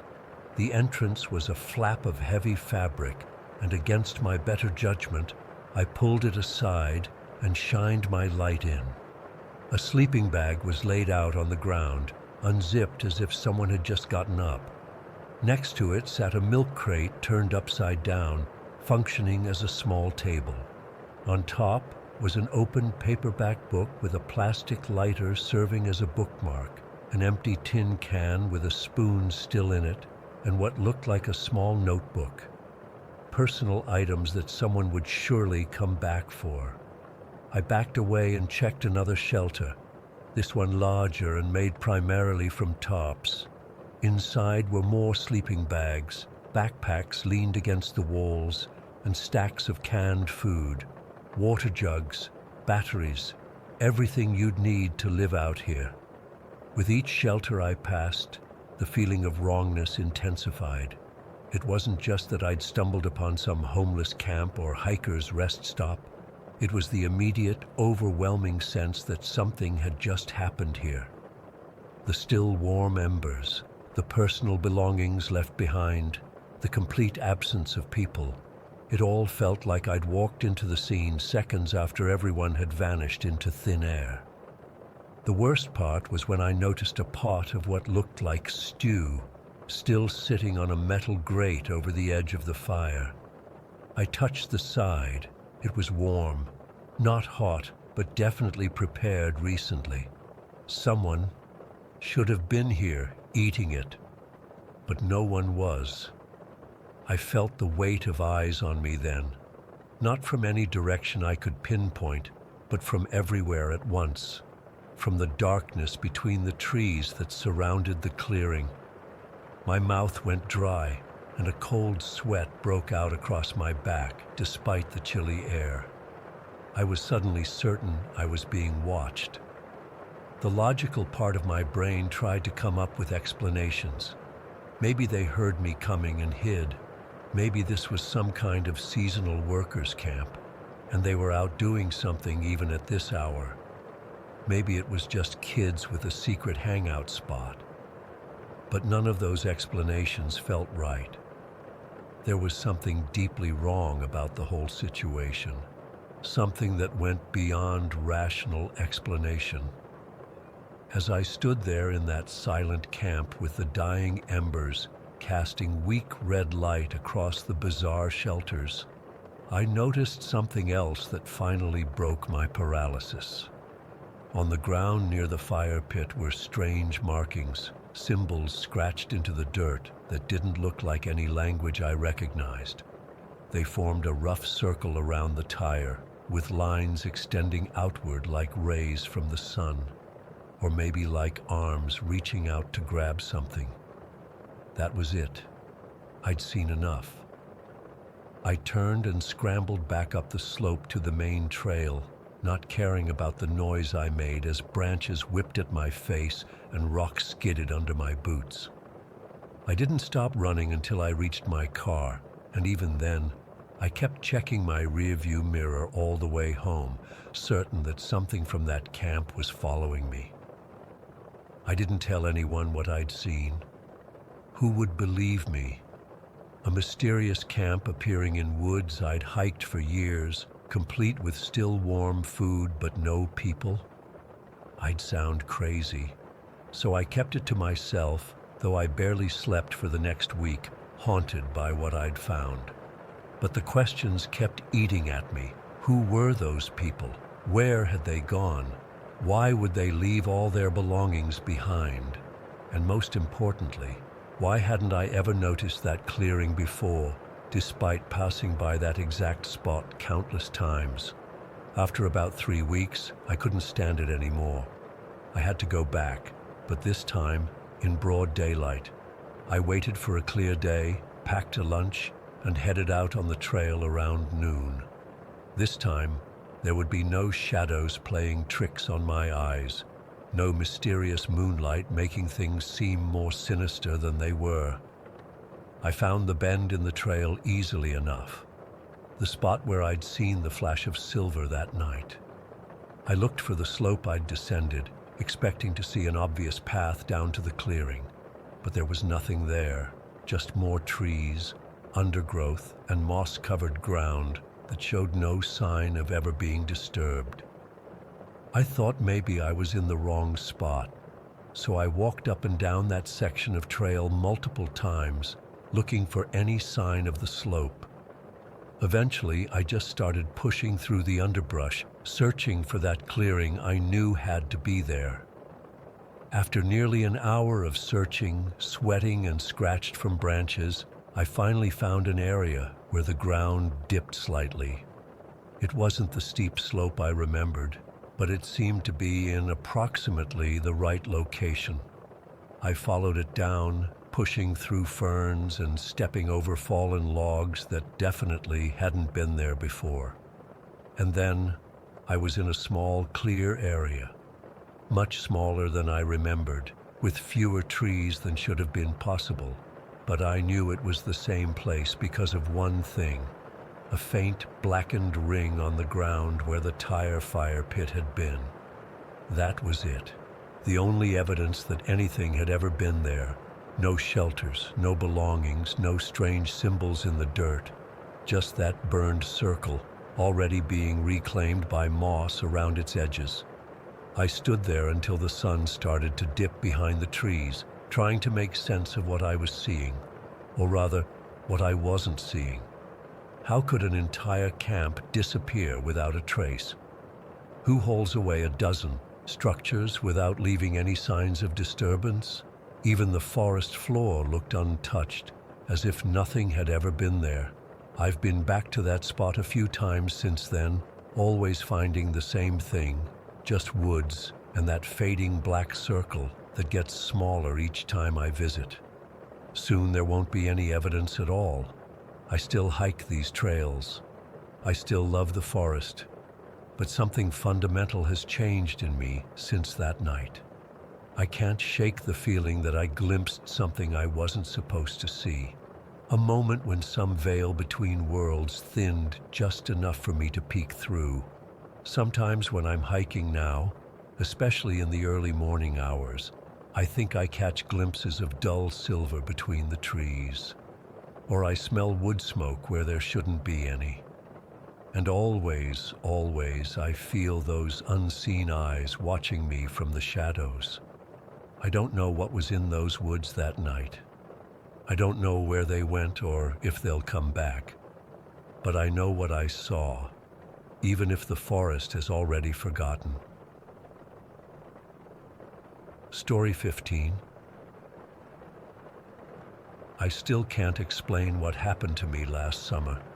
I've been sitting on this experience for nearly a year now, turning it over in my mind, trying to make sense of it. I'm not one who believes in spirits or the supernatural. I'm a practical man, a solicitor with a firm in London. But what occurred during my visit to my sister Catherine's residence has shaken my understanding of reality. It was the summer of 1856 when I traveled to visit Catherine at Thornfield Estate. She had taken a position as a governess for the Harrington family, a wealthy household with connections to Parliament. The journey from London was tiresome, nearly 8 hours by train and carriage over increasingly rural roads. I arrived just as the sun was setting, casting long shadows across the impressive grounds. Thornfield was exactly what one would expect of an old country manor, imposing stone edifice, tall windows, and ivy creeping up the walls. Catherine had written that it dated back to Tudor times, with numerous additions over the centuries. She greeted me at the entrance, visibly pleased to see a familiar face after months in the company of strangers. "James, you look exhausted," she said, taking my travel bag. "Mrs. Harrington has prepared the blue guest room for you." After a modest dinner with Catherine, the family was away in London for the week. She showed me to my quarters on the second floor. The room was spacious enough, decorated with heavy furniture that hadn't been fashionable for at least 30 years. A large four-poster bed dominated one wall, while opposite stood a mahogany wardrobe that creaked when opened. The window overlooked the eastern gardens, though in the darkness I could see little more than my own reflection. "The staff have already brought up hot water," Catherine said, indicating a porcelain basin on the dresser. "I'll leave you to rest. We can catch up properly in the morning."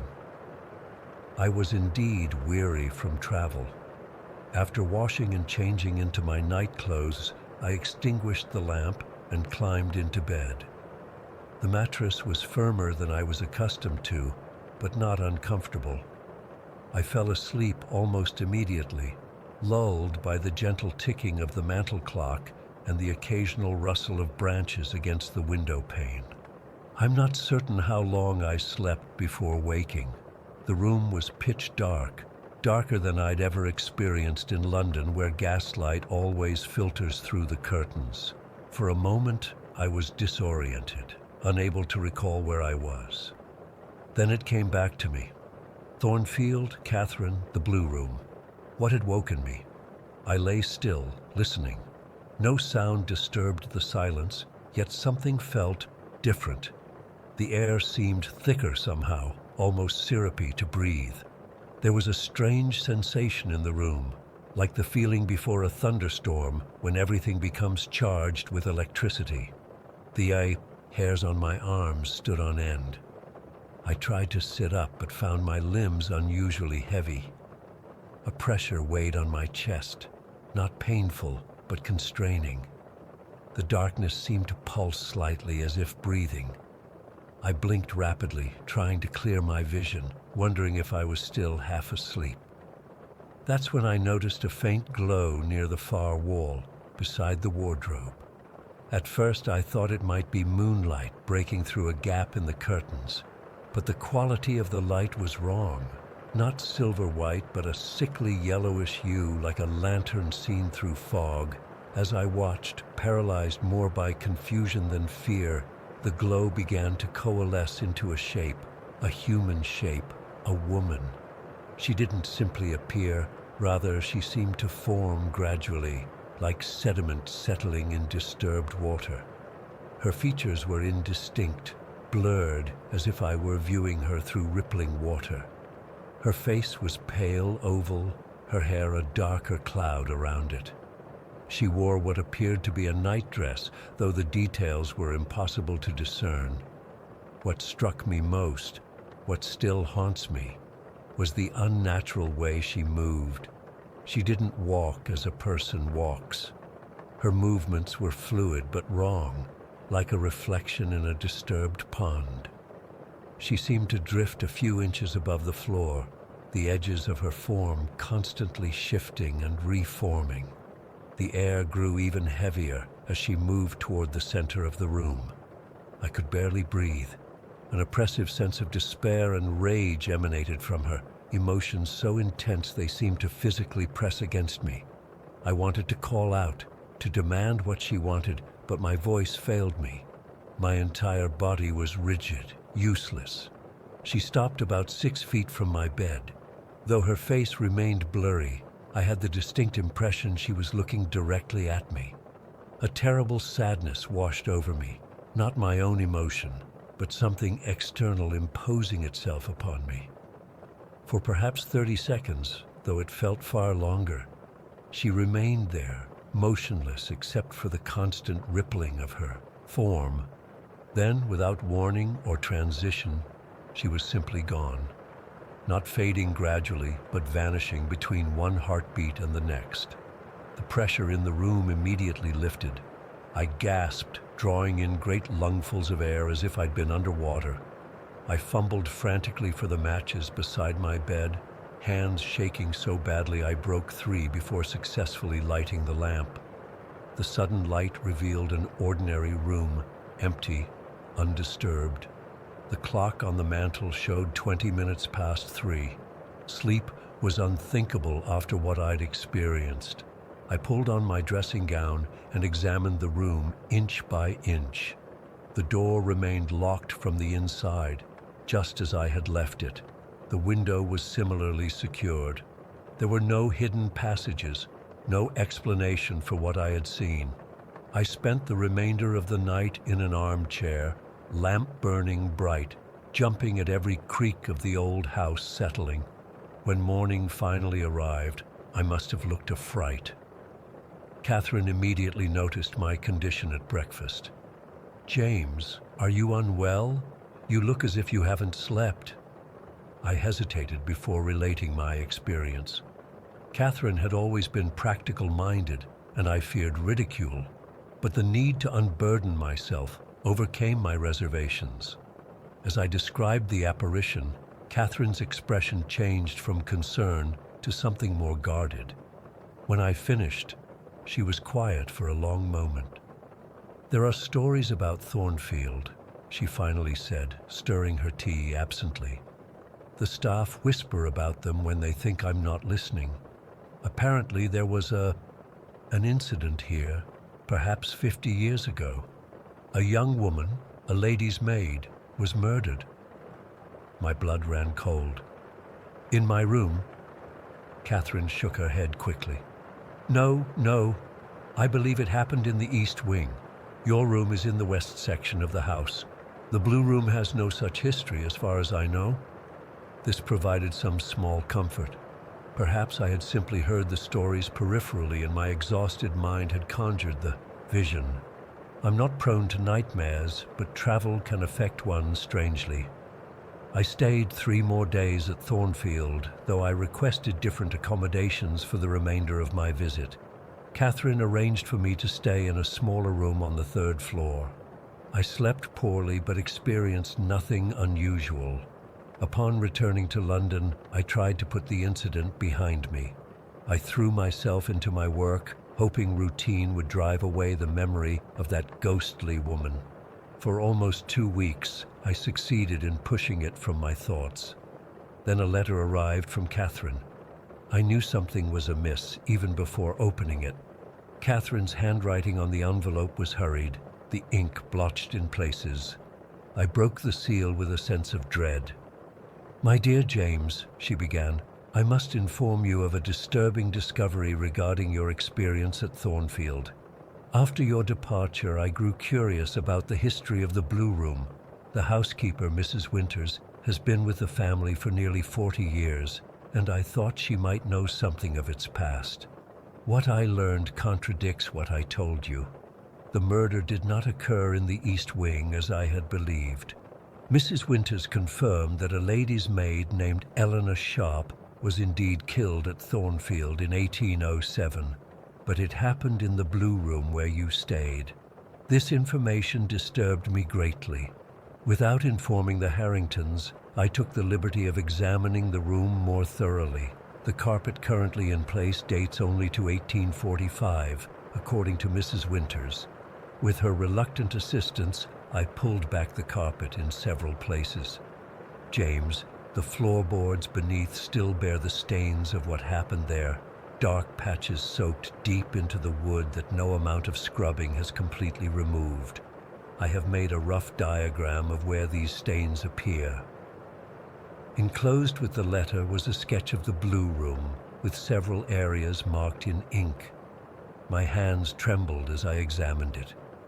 "Most alarming," Catherine's letter continued, "is that I recalled you drawing a similar diagram for me during breakfast the morning after your disturbing night, showing where the apparition appeared and where she vanished.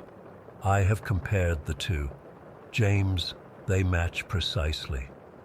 The place where you saw the figure appear corresponds exactly with the largest bloodstain, where Eleanor Sharp was first attacked, and the spot where the figure vanished matches the area where, according to Mrs. Winters, the poor woman finally died after crawling across the room in a futile attempt to reach the door.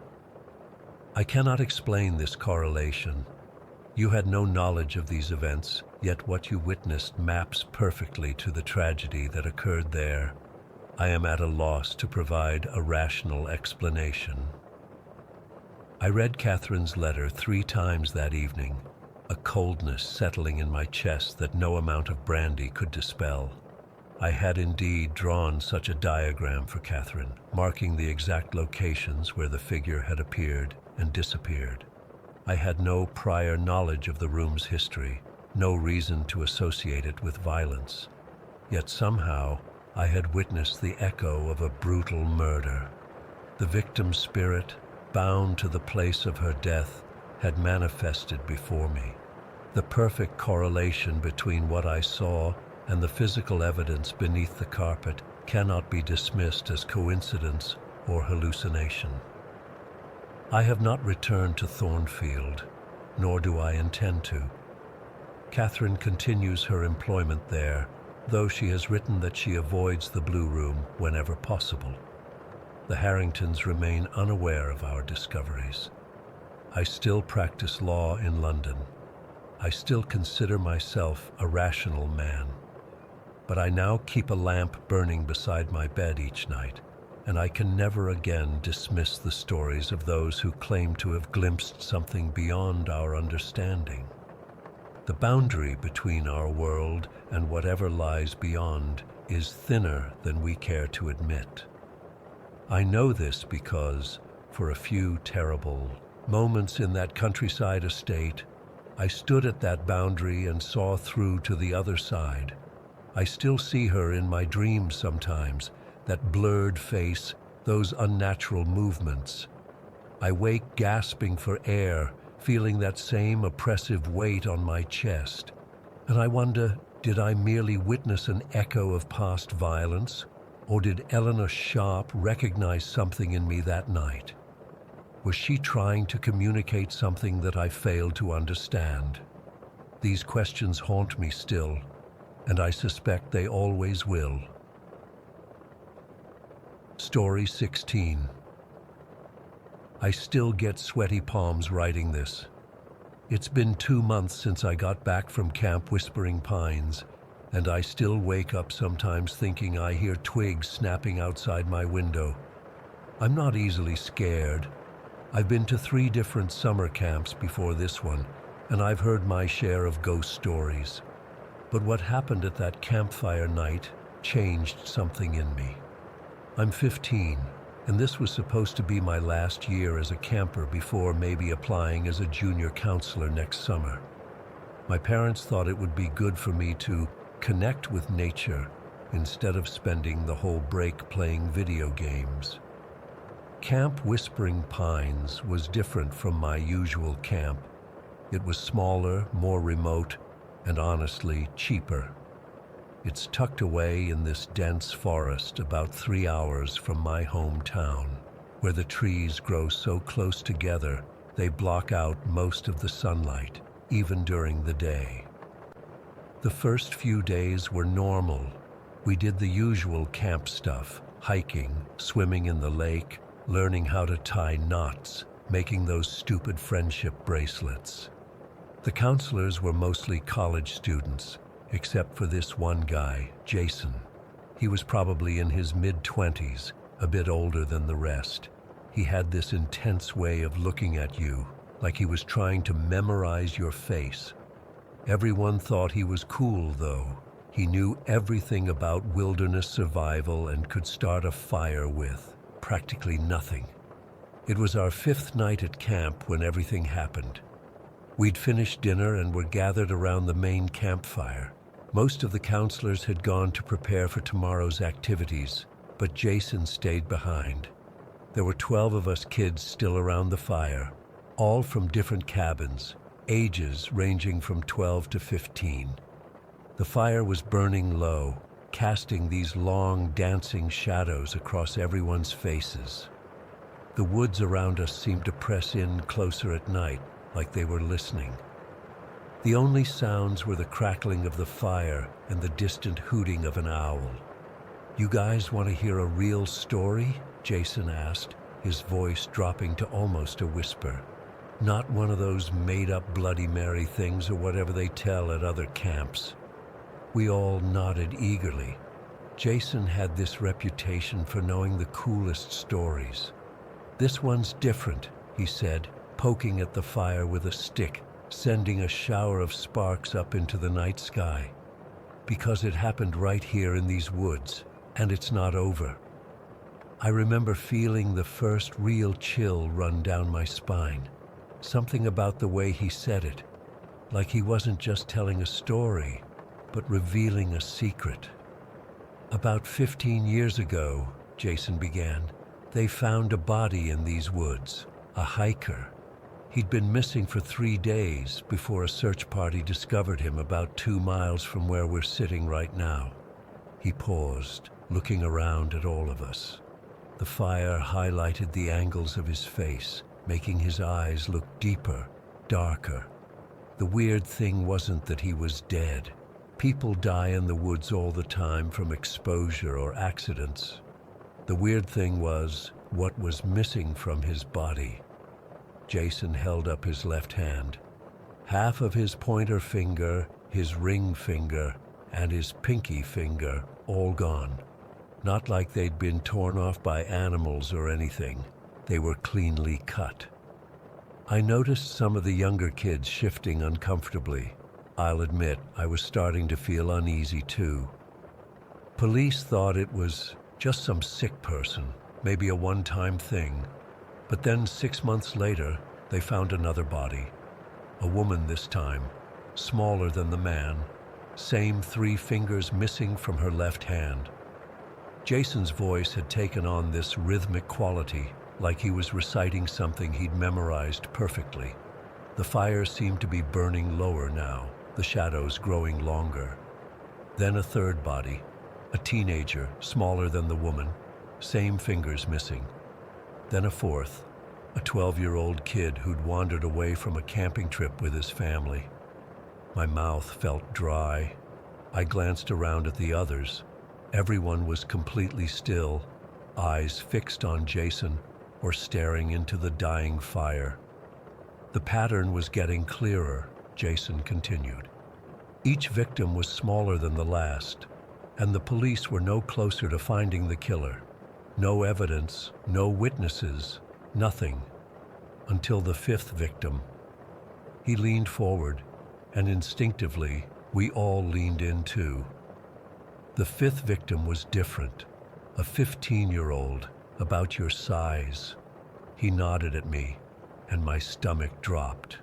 But this time, only 2 fingers were missing, the ring and pinky, and for the first time, they found evidence, a partial fingerprint on the victim's jacket.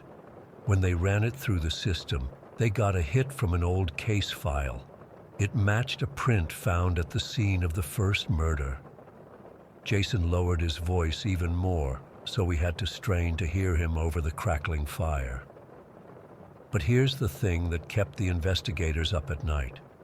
The fingerprint was from a pointer finger, the same finger that had been partially missing from all the victims. That's when they realized what was happening. He paused dramatically, scanning our faces. The killer was missing those fingers himself, and he was collecting replacements. A cold wave of dread washed over me. I didn't want to hear the rest, but I couldn't move. They figured out he was taking fingers that would fit his hand. That's why each victim was smaller than the last. He was fine-tuning the size, but the pointer finger from the first victim must not have worked right. Maybe it rejected, got infected, so he took another and another. The fire popped loudly, making several of us jump. Jason didn't seem to notice. The killing stopped after the 5th victim. The police thought maybe the killer had finally gotten what he needed, or maybe he'd moved on to another forest. They never caught him. Jason fell silent for a moment, staring into the flames. None of us spoke. I was trying to tell myself it was just a story, but something about the detail, the way he told it, it felt too real. "Want to know the creepiest part?" Jason asked, his eyes reflecting the firelight. "They say he's still out here, living in these woods, waiting, because fingers don't last forever. They decay, they rot. Eventually, he'll need new ones. Before any of us could react, Jason suddenly pulled off the glove he always wore on his left hand. In the firelight, I could see his hand clearly for the first time. His pointer finger was mangled halfway down, and both his ring and pinky fingers were missing their top halves. With a blood-curdling scream, he lunged forward, grabbing at the closest kid, a 12-year-old named Mitch. We all screamed and scrambled backward. I fell off the log I was sitting on, scraping my elbow on the ground. And then, just as suddenly as it started, Jason burst out laughing. "Your faces," he wheezed, doubling over. "Oh man, you should see yourselves." Slowly, the realization that it was a prank began to sink in. Some of the kids started laughing nervously. Others looked like they might cry. "That was messed up," I said, my heart still pounding against my ribs. Jason shrugged, still chuckling. "It's just a camp story, kid. Been telling it for years." He wiggled his damaged fingers. "Industrial accident when I was 19. Lost these in a meat processing plant. Makes for a good prop though, right?" He started putting his glove back on, but not before I noticed something odd. The scars around his partial fingers didn't look like clean cuts from machinery. They looked jagged, uneven, and there was something about the coloration that seemed off, like the skin tones didn't quite match. "All right, enough excitement for one night," Jason said, suddenly all counselor again. "Back to your cabins, it's almost lights out." We all got up, some still laughing nervously, others silent. As we started to disperse, Jason called out one last thing. "Hey, just so you know, I never found those missing fingers either." It was clearly meant as a joke, but nobody laughed. That night in our cabin, nobody could sleep. We kept the lights on until well past midnight, jumping at every sound from the woods.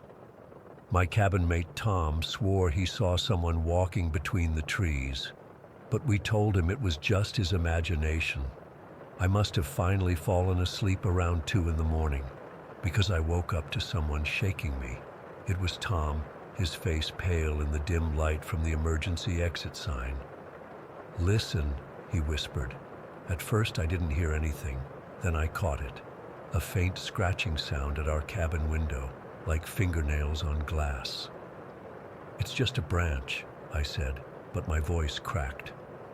The scratching continued, moving from one window to the next. Then it stopped. We heard footsteps on the wooden porch outside, slow and deliberate. They paused at our door. Nobody in the cabin moved. I could hear the panicked breathing of the other boys. The doorknob turned slowly, but the door was locked. A voice came from outside, so quiet I almost thought I imagined it. "I need them." Then the footsteps retreated, and we heard nothing more.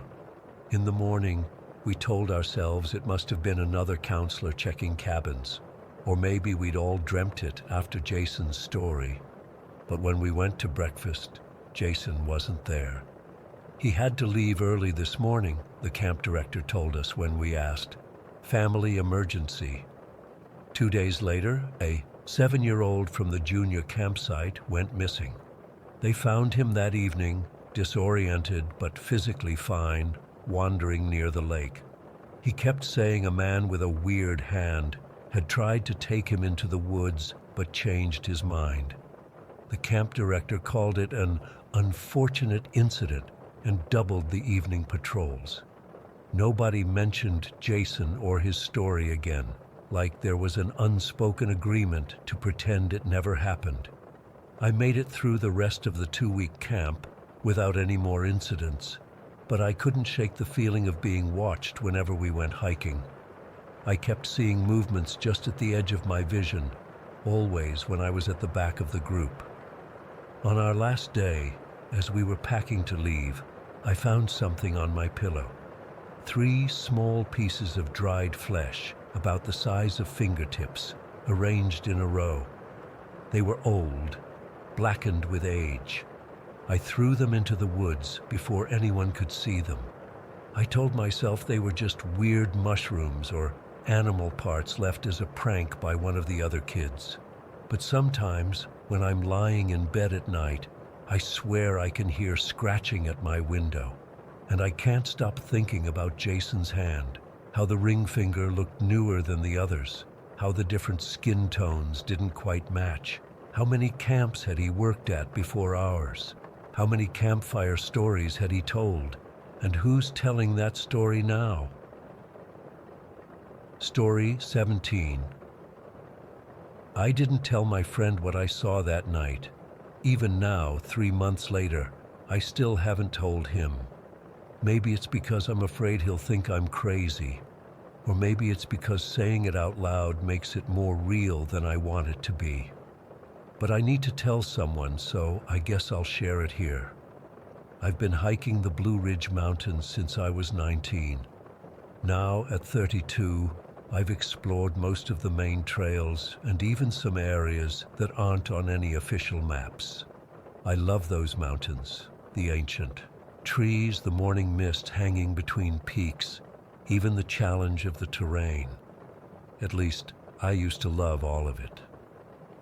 Back in early October, my buddy Chris and I planned a 5-day trek through a more isolated stretch of the Blue Ridge. This wasn't our first rodeo. We'd done plenty of multi-day hikes together. We're both experienced, always pack properly, and never take unnecessary risks. But experience doesn't prepare you for everything. The first 3 days were amazing. Perfect fall weather, temperatures in the 60s during the day and 40s at night.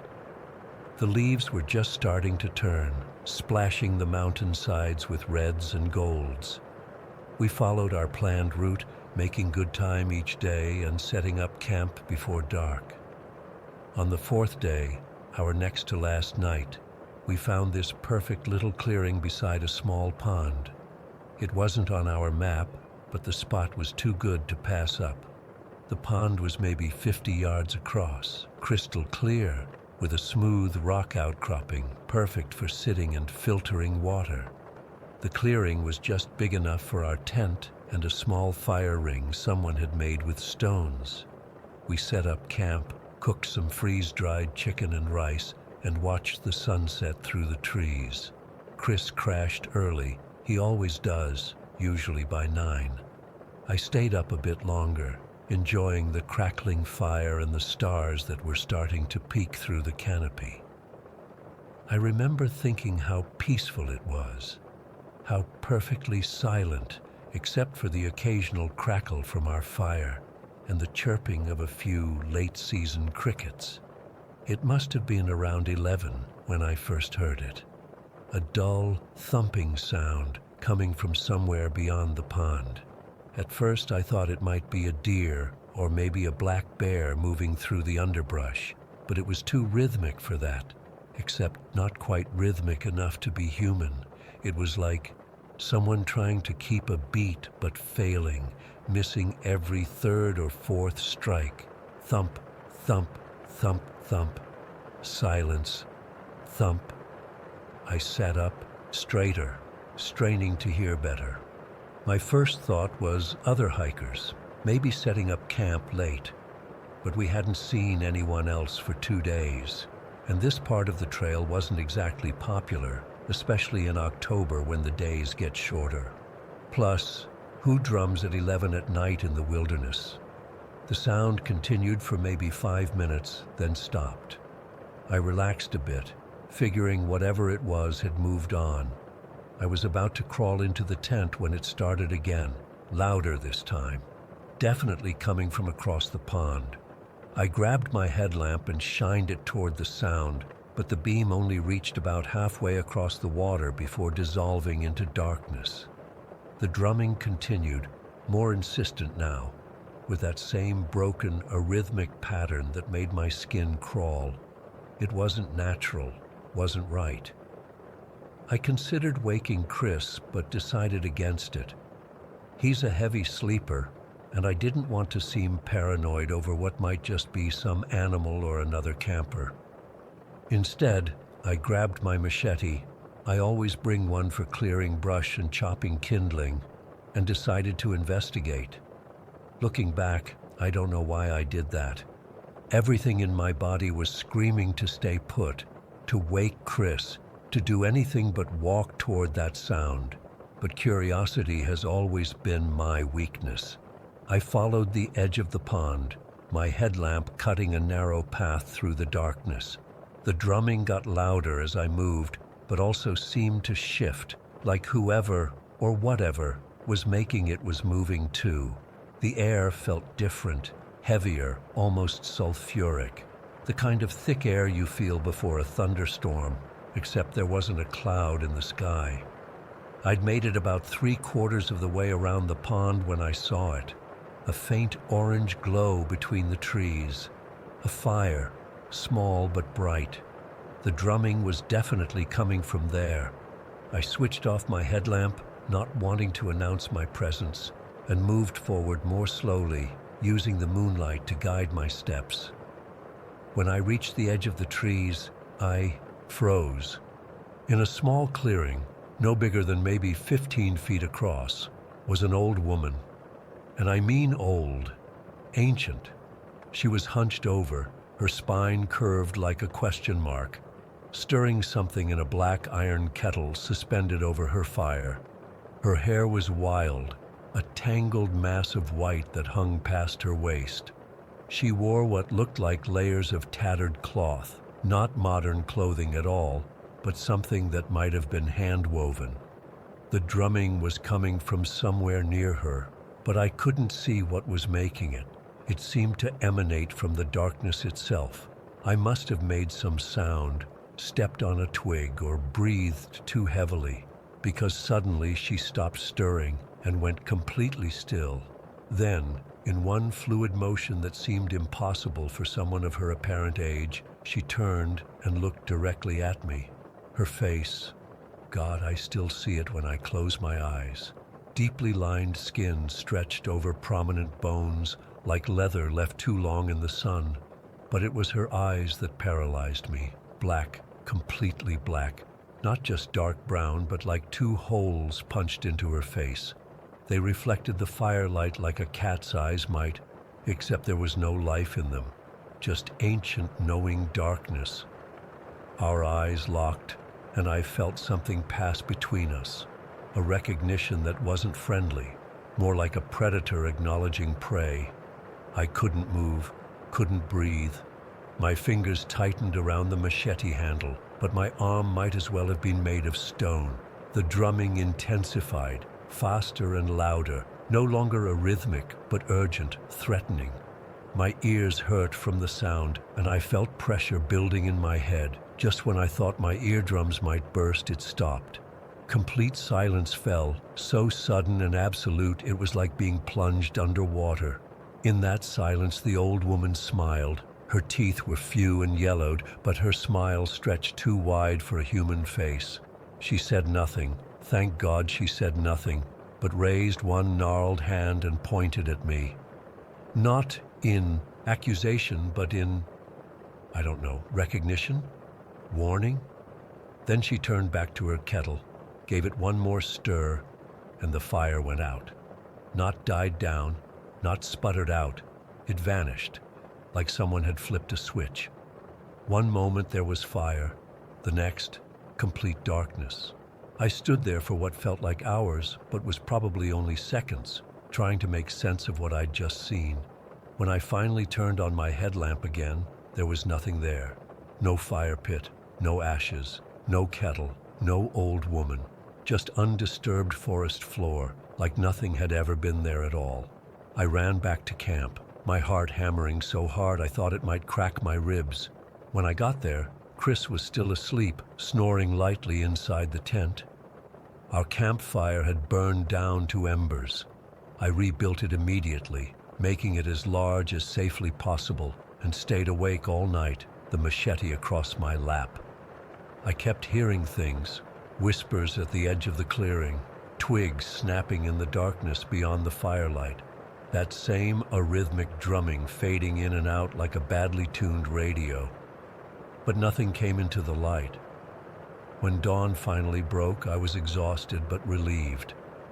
Chris woke up, completely oblivious to my sleepless night, and commented on how nice it was that I'd kept the fire going. I mumbled something about being cold and started packing up camp. I wanted to get off that mountain as quickly as possible. We hiked out that day. I insisted we skip our final planned night and push through to the nearest town. Chris was confused but went along with it when I claimed I'd twisted my ankle and wanted to get to a proper bed. 13 miles with a full pack, and I hardly noticed the strain. I just wanted to be around other people, streetlights, cars, civilization. We checked into a small hotel in town, and I convinced Chris to get dinner at the hotel bar. After he went upstairs, I stayed and had a few more drinks than I should have. The bartender, an older guy with deep-set eyes and weathered hands, asked if I was okay. Something in his expression, concern mixed with knowing, made me spill my story. I expected him to laugh, to tell me I'd seen a homeless person or had some kind of stress-induced hallucination. Instead, he went pale and called over a couple of locals who were sitting at the end of the bar. They listened silently as he repeated what I'd told him, then huddled together, speaking in low voices. When they turned back to me, their faces were grim. "You saw the mountain witch," one of them said, a gray-haired man with a permanent squint. "Been up there longer than anyone knows, territorial, doesn't like strangers." "You're lucky," added another, this one missing most of his teeth. "Real lucky you stayed awake all night. That's the only reason you're here telling us about it instead of being another missing hiker." They wouldn't elaborate much beyond that, just kept saying I was lucky and buying me drinks. When I pressed for more information, they clammed up, changed the subject, but before I left, the bartender leaned in close and whispered, "Don't go back to that spot, and if you ever hear that drumming again, run the other way." I've researched since then, trying to find any folklore about a witch in the Blue Ridge Mountains. There are stories, vague ones about an old woman who lives deep in the woods, who was there before the settlers came, who protects certain places from human intrusion. But nothing specific, nothing that explains what I saw. I went to a therapist for a while, hoping they might convince me it was just exhaustion or a waking dream. They suggested anxiety, mild hallucination from fatigue, even carbon monoxide from the campfire affecting my brain. I wanted to believe them, but I know what I saw, and I know it saw me too. I still hike. I can't give it up completely, it's been too big a part of my life, but I stay on marked trails now, always with groups, never alone. And I've started carrying a gun, a decision that shocked Chris and my other friends who know my previous stance on firearms in national parks. I tell them it's for bears, but it's not for bears, it's for her. Not that I think a gun would do anything against whatever she is, but it makes me feel better to have it. Sometimes, usually right before sleep, I hear that drumming again, just on the edge of consciousness, that same arrhythmic pattern. Thump, thump, thump, thump, silence, thump. And I wonder if next time I'll be strong enough to stay awake until dawn. Story 18. 3 weeks ago, I desperately needed a break from everything. Work had been suffocating me for months.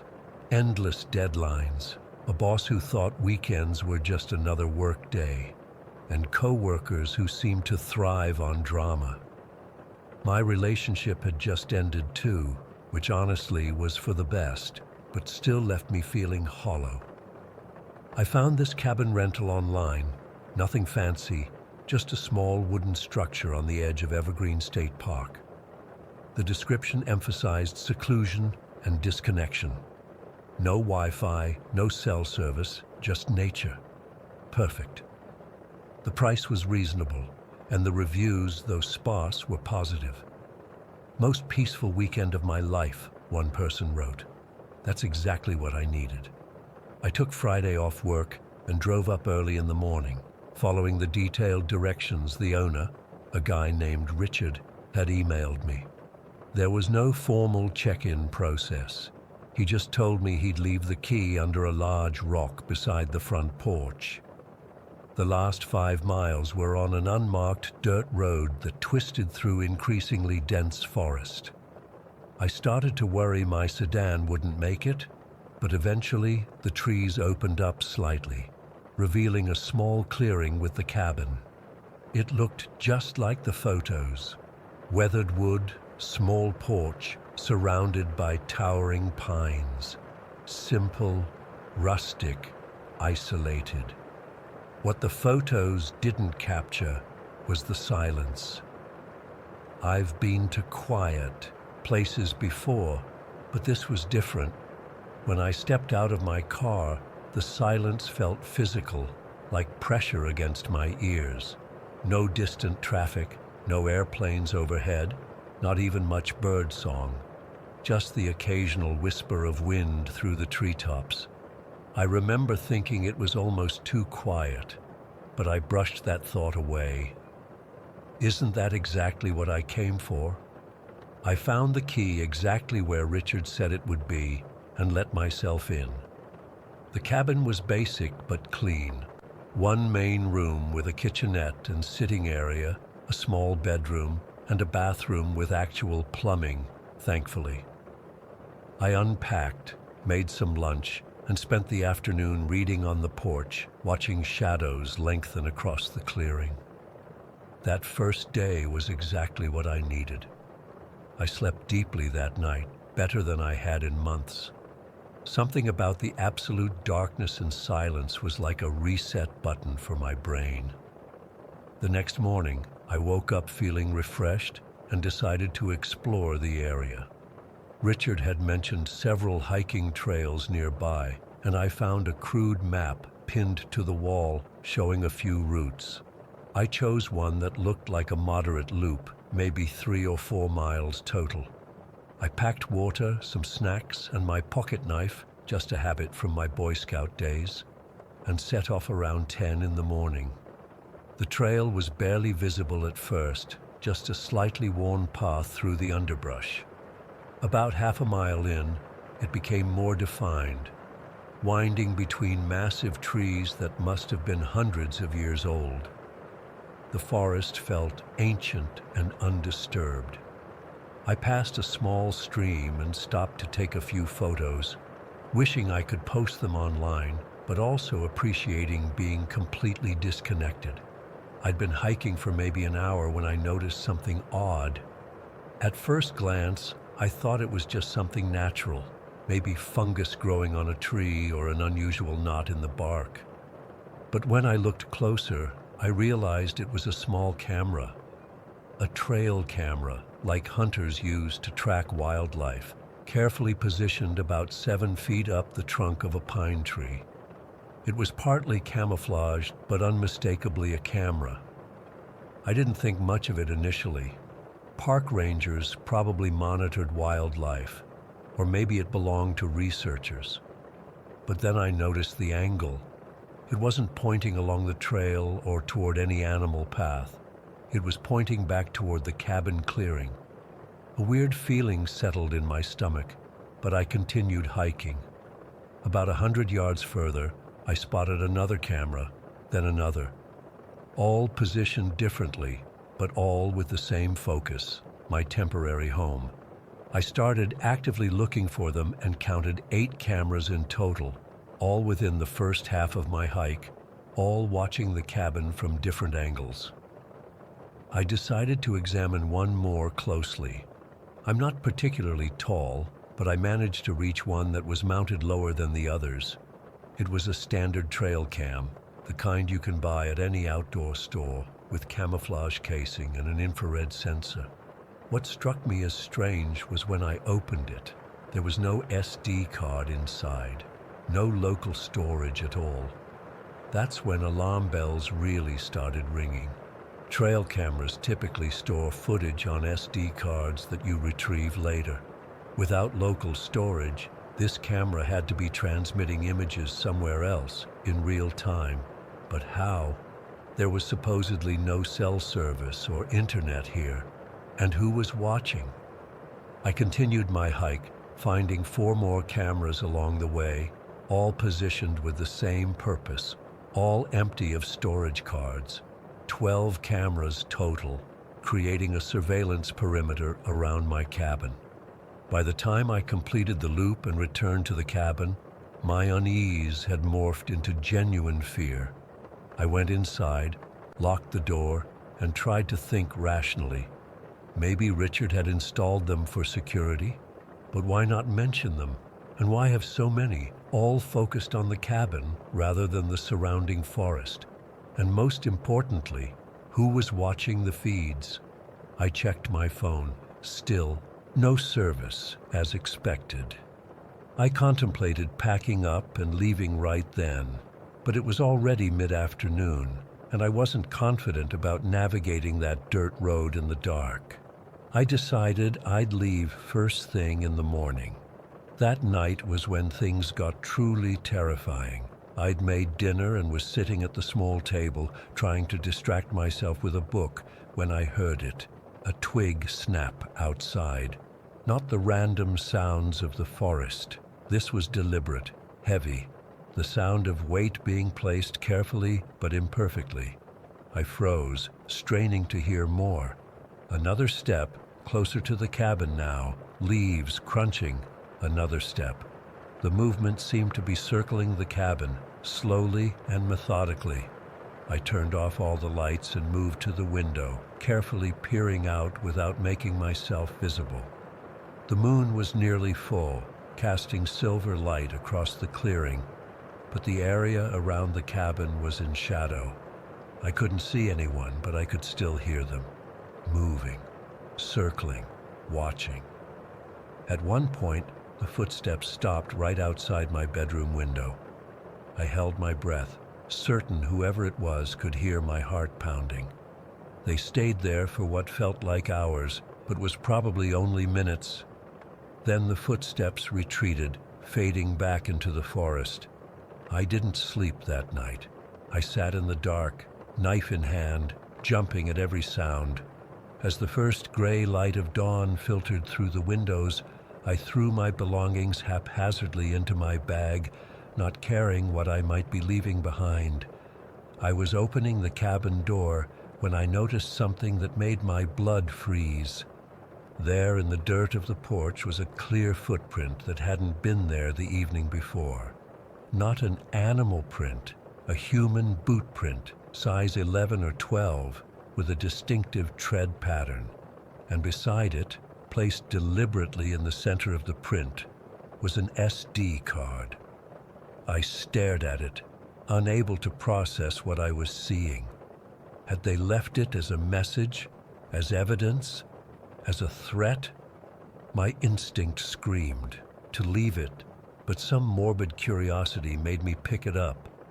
I threw my bags in the car, placed the key back under the rock, and drove away as fast as the rough road would allow. My tires skidded on the loose gravel as I took corners too quickly, but all I could think about was putting distance between myself and those cameras, between myself and whoever had been watching me. Once I hit the main highway and finally had cell service again, I pulled over at a gas station. My hands were shaking so badly I could barely hold my phone.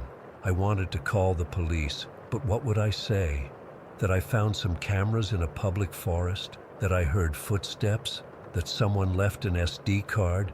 None of it was explicitly threatening, just deeply, profoundly unsettling. Instead, I called the rental company.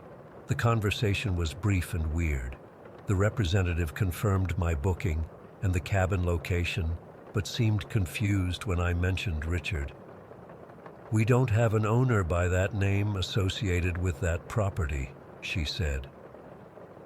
When I described my experience, she put me on hold for a long time. When she returned, her tone had changed. "That cabin has been closed for renovations for the past 3 months, sir. No one should have been staying there." I hung up, my mind racing. If the cabin wasn't officially available, who had I rented it from? Who had taken my money, given me the key location? Who had been watching me? I sat in my car for nearly an hour, debating what to do next. Finally, curiosity overcame fear. I had my laptop in my bag. I inserted the SD card. There was only one file, a video file dated 6 months earlier. I clicked play. It showed the same cabin I had stayed in, but from one of the trail camera angles. A different car was parked outside. Not mine, someone else's. The timestamp showed 3 a.m. The footage was grainy night vision, but clear enough to show a figure emerging from the forest edge. They moved with purpose toward the cabin, something long and metallic in their hand. They approached the door, tested the handle, then disappeared inside. The video ended there. I checked for more files, but that was it. Just those few minutes of footage showing someone entering the cabin in the middle of the night. Someone who wasn't supposed to be there. I did eventually report everything to the police. They took my statement but didn't seem particularly concerned. They said they'd look into the unauthorized rental situation and check the trail cameras, but I never heard anything back. I've tried researching the cabin and the area since then. I found almost nothing, except for one local news article from about 7 months ago reporting a missing hiker in Evergreen State Park. The search was eventually called off. The article included a photo of the missing person's car, the same car from the video on the SD card. I don't know who was watching me that weekend or why they wanted me to see that footage, but I can't shake the feeling that they're still out there in those woods, still watching.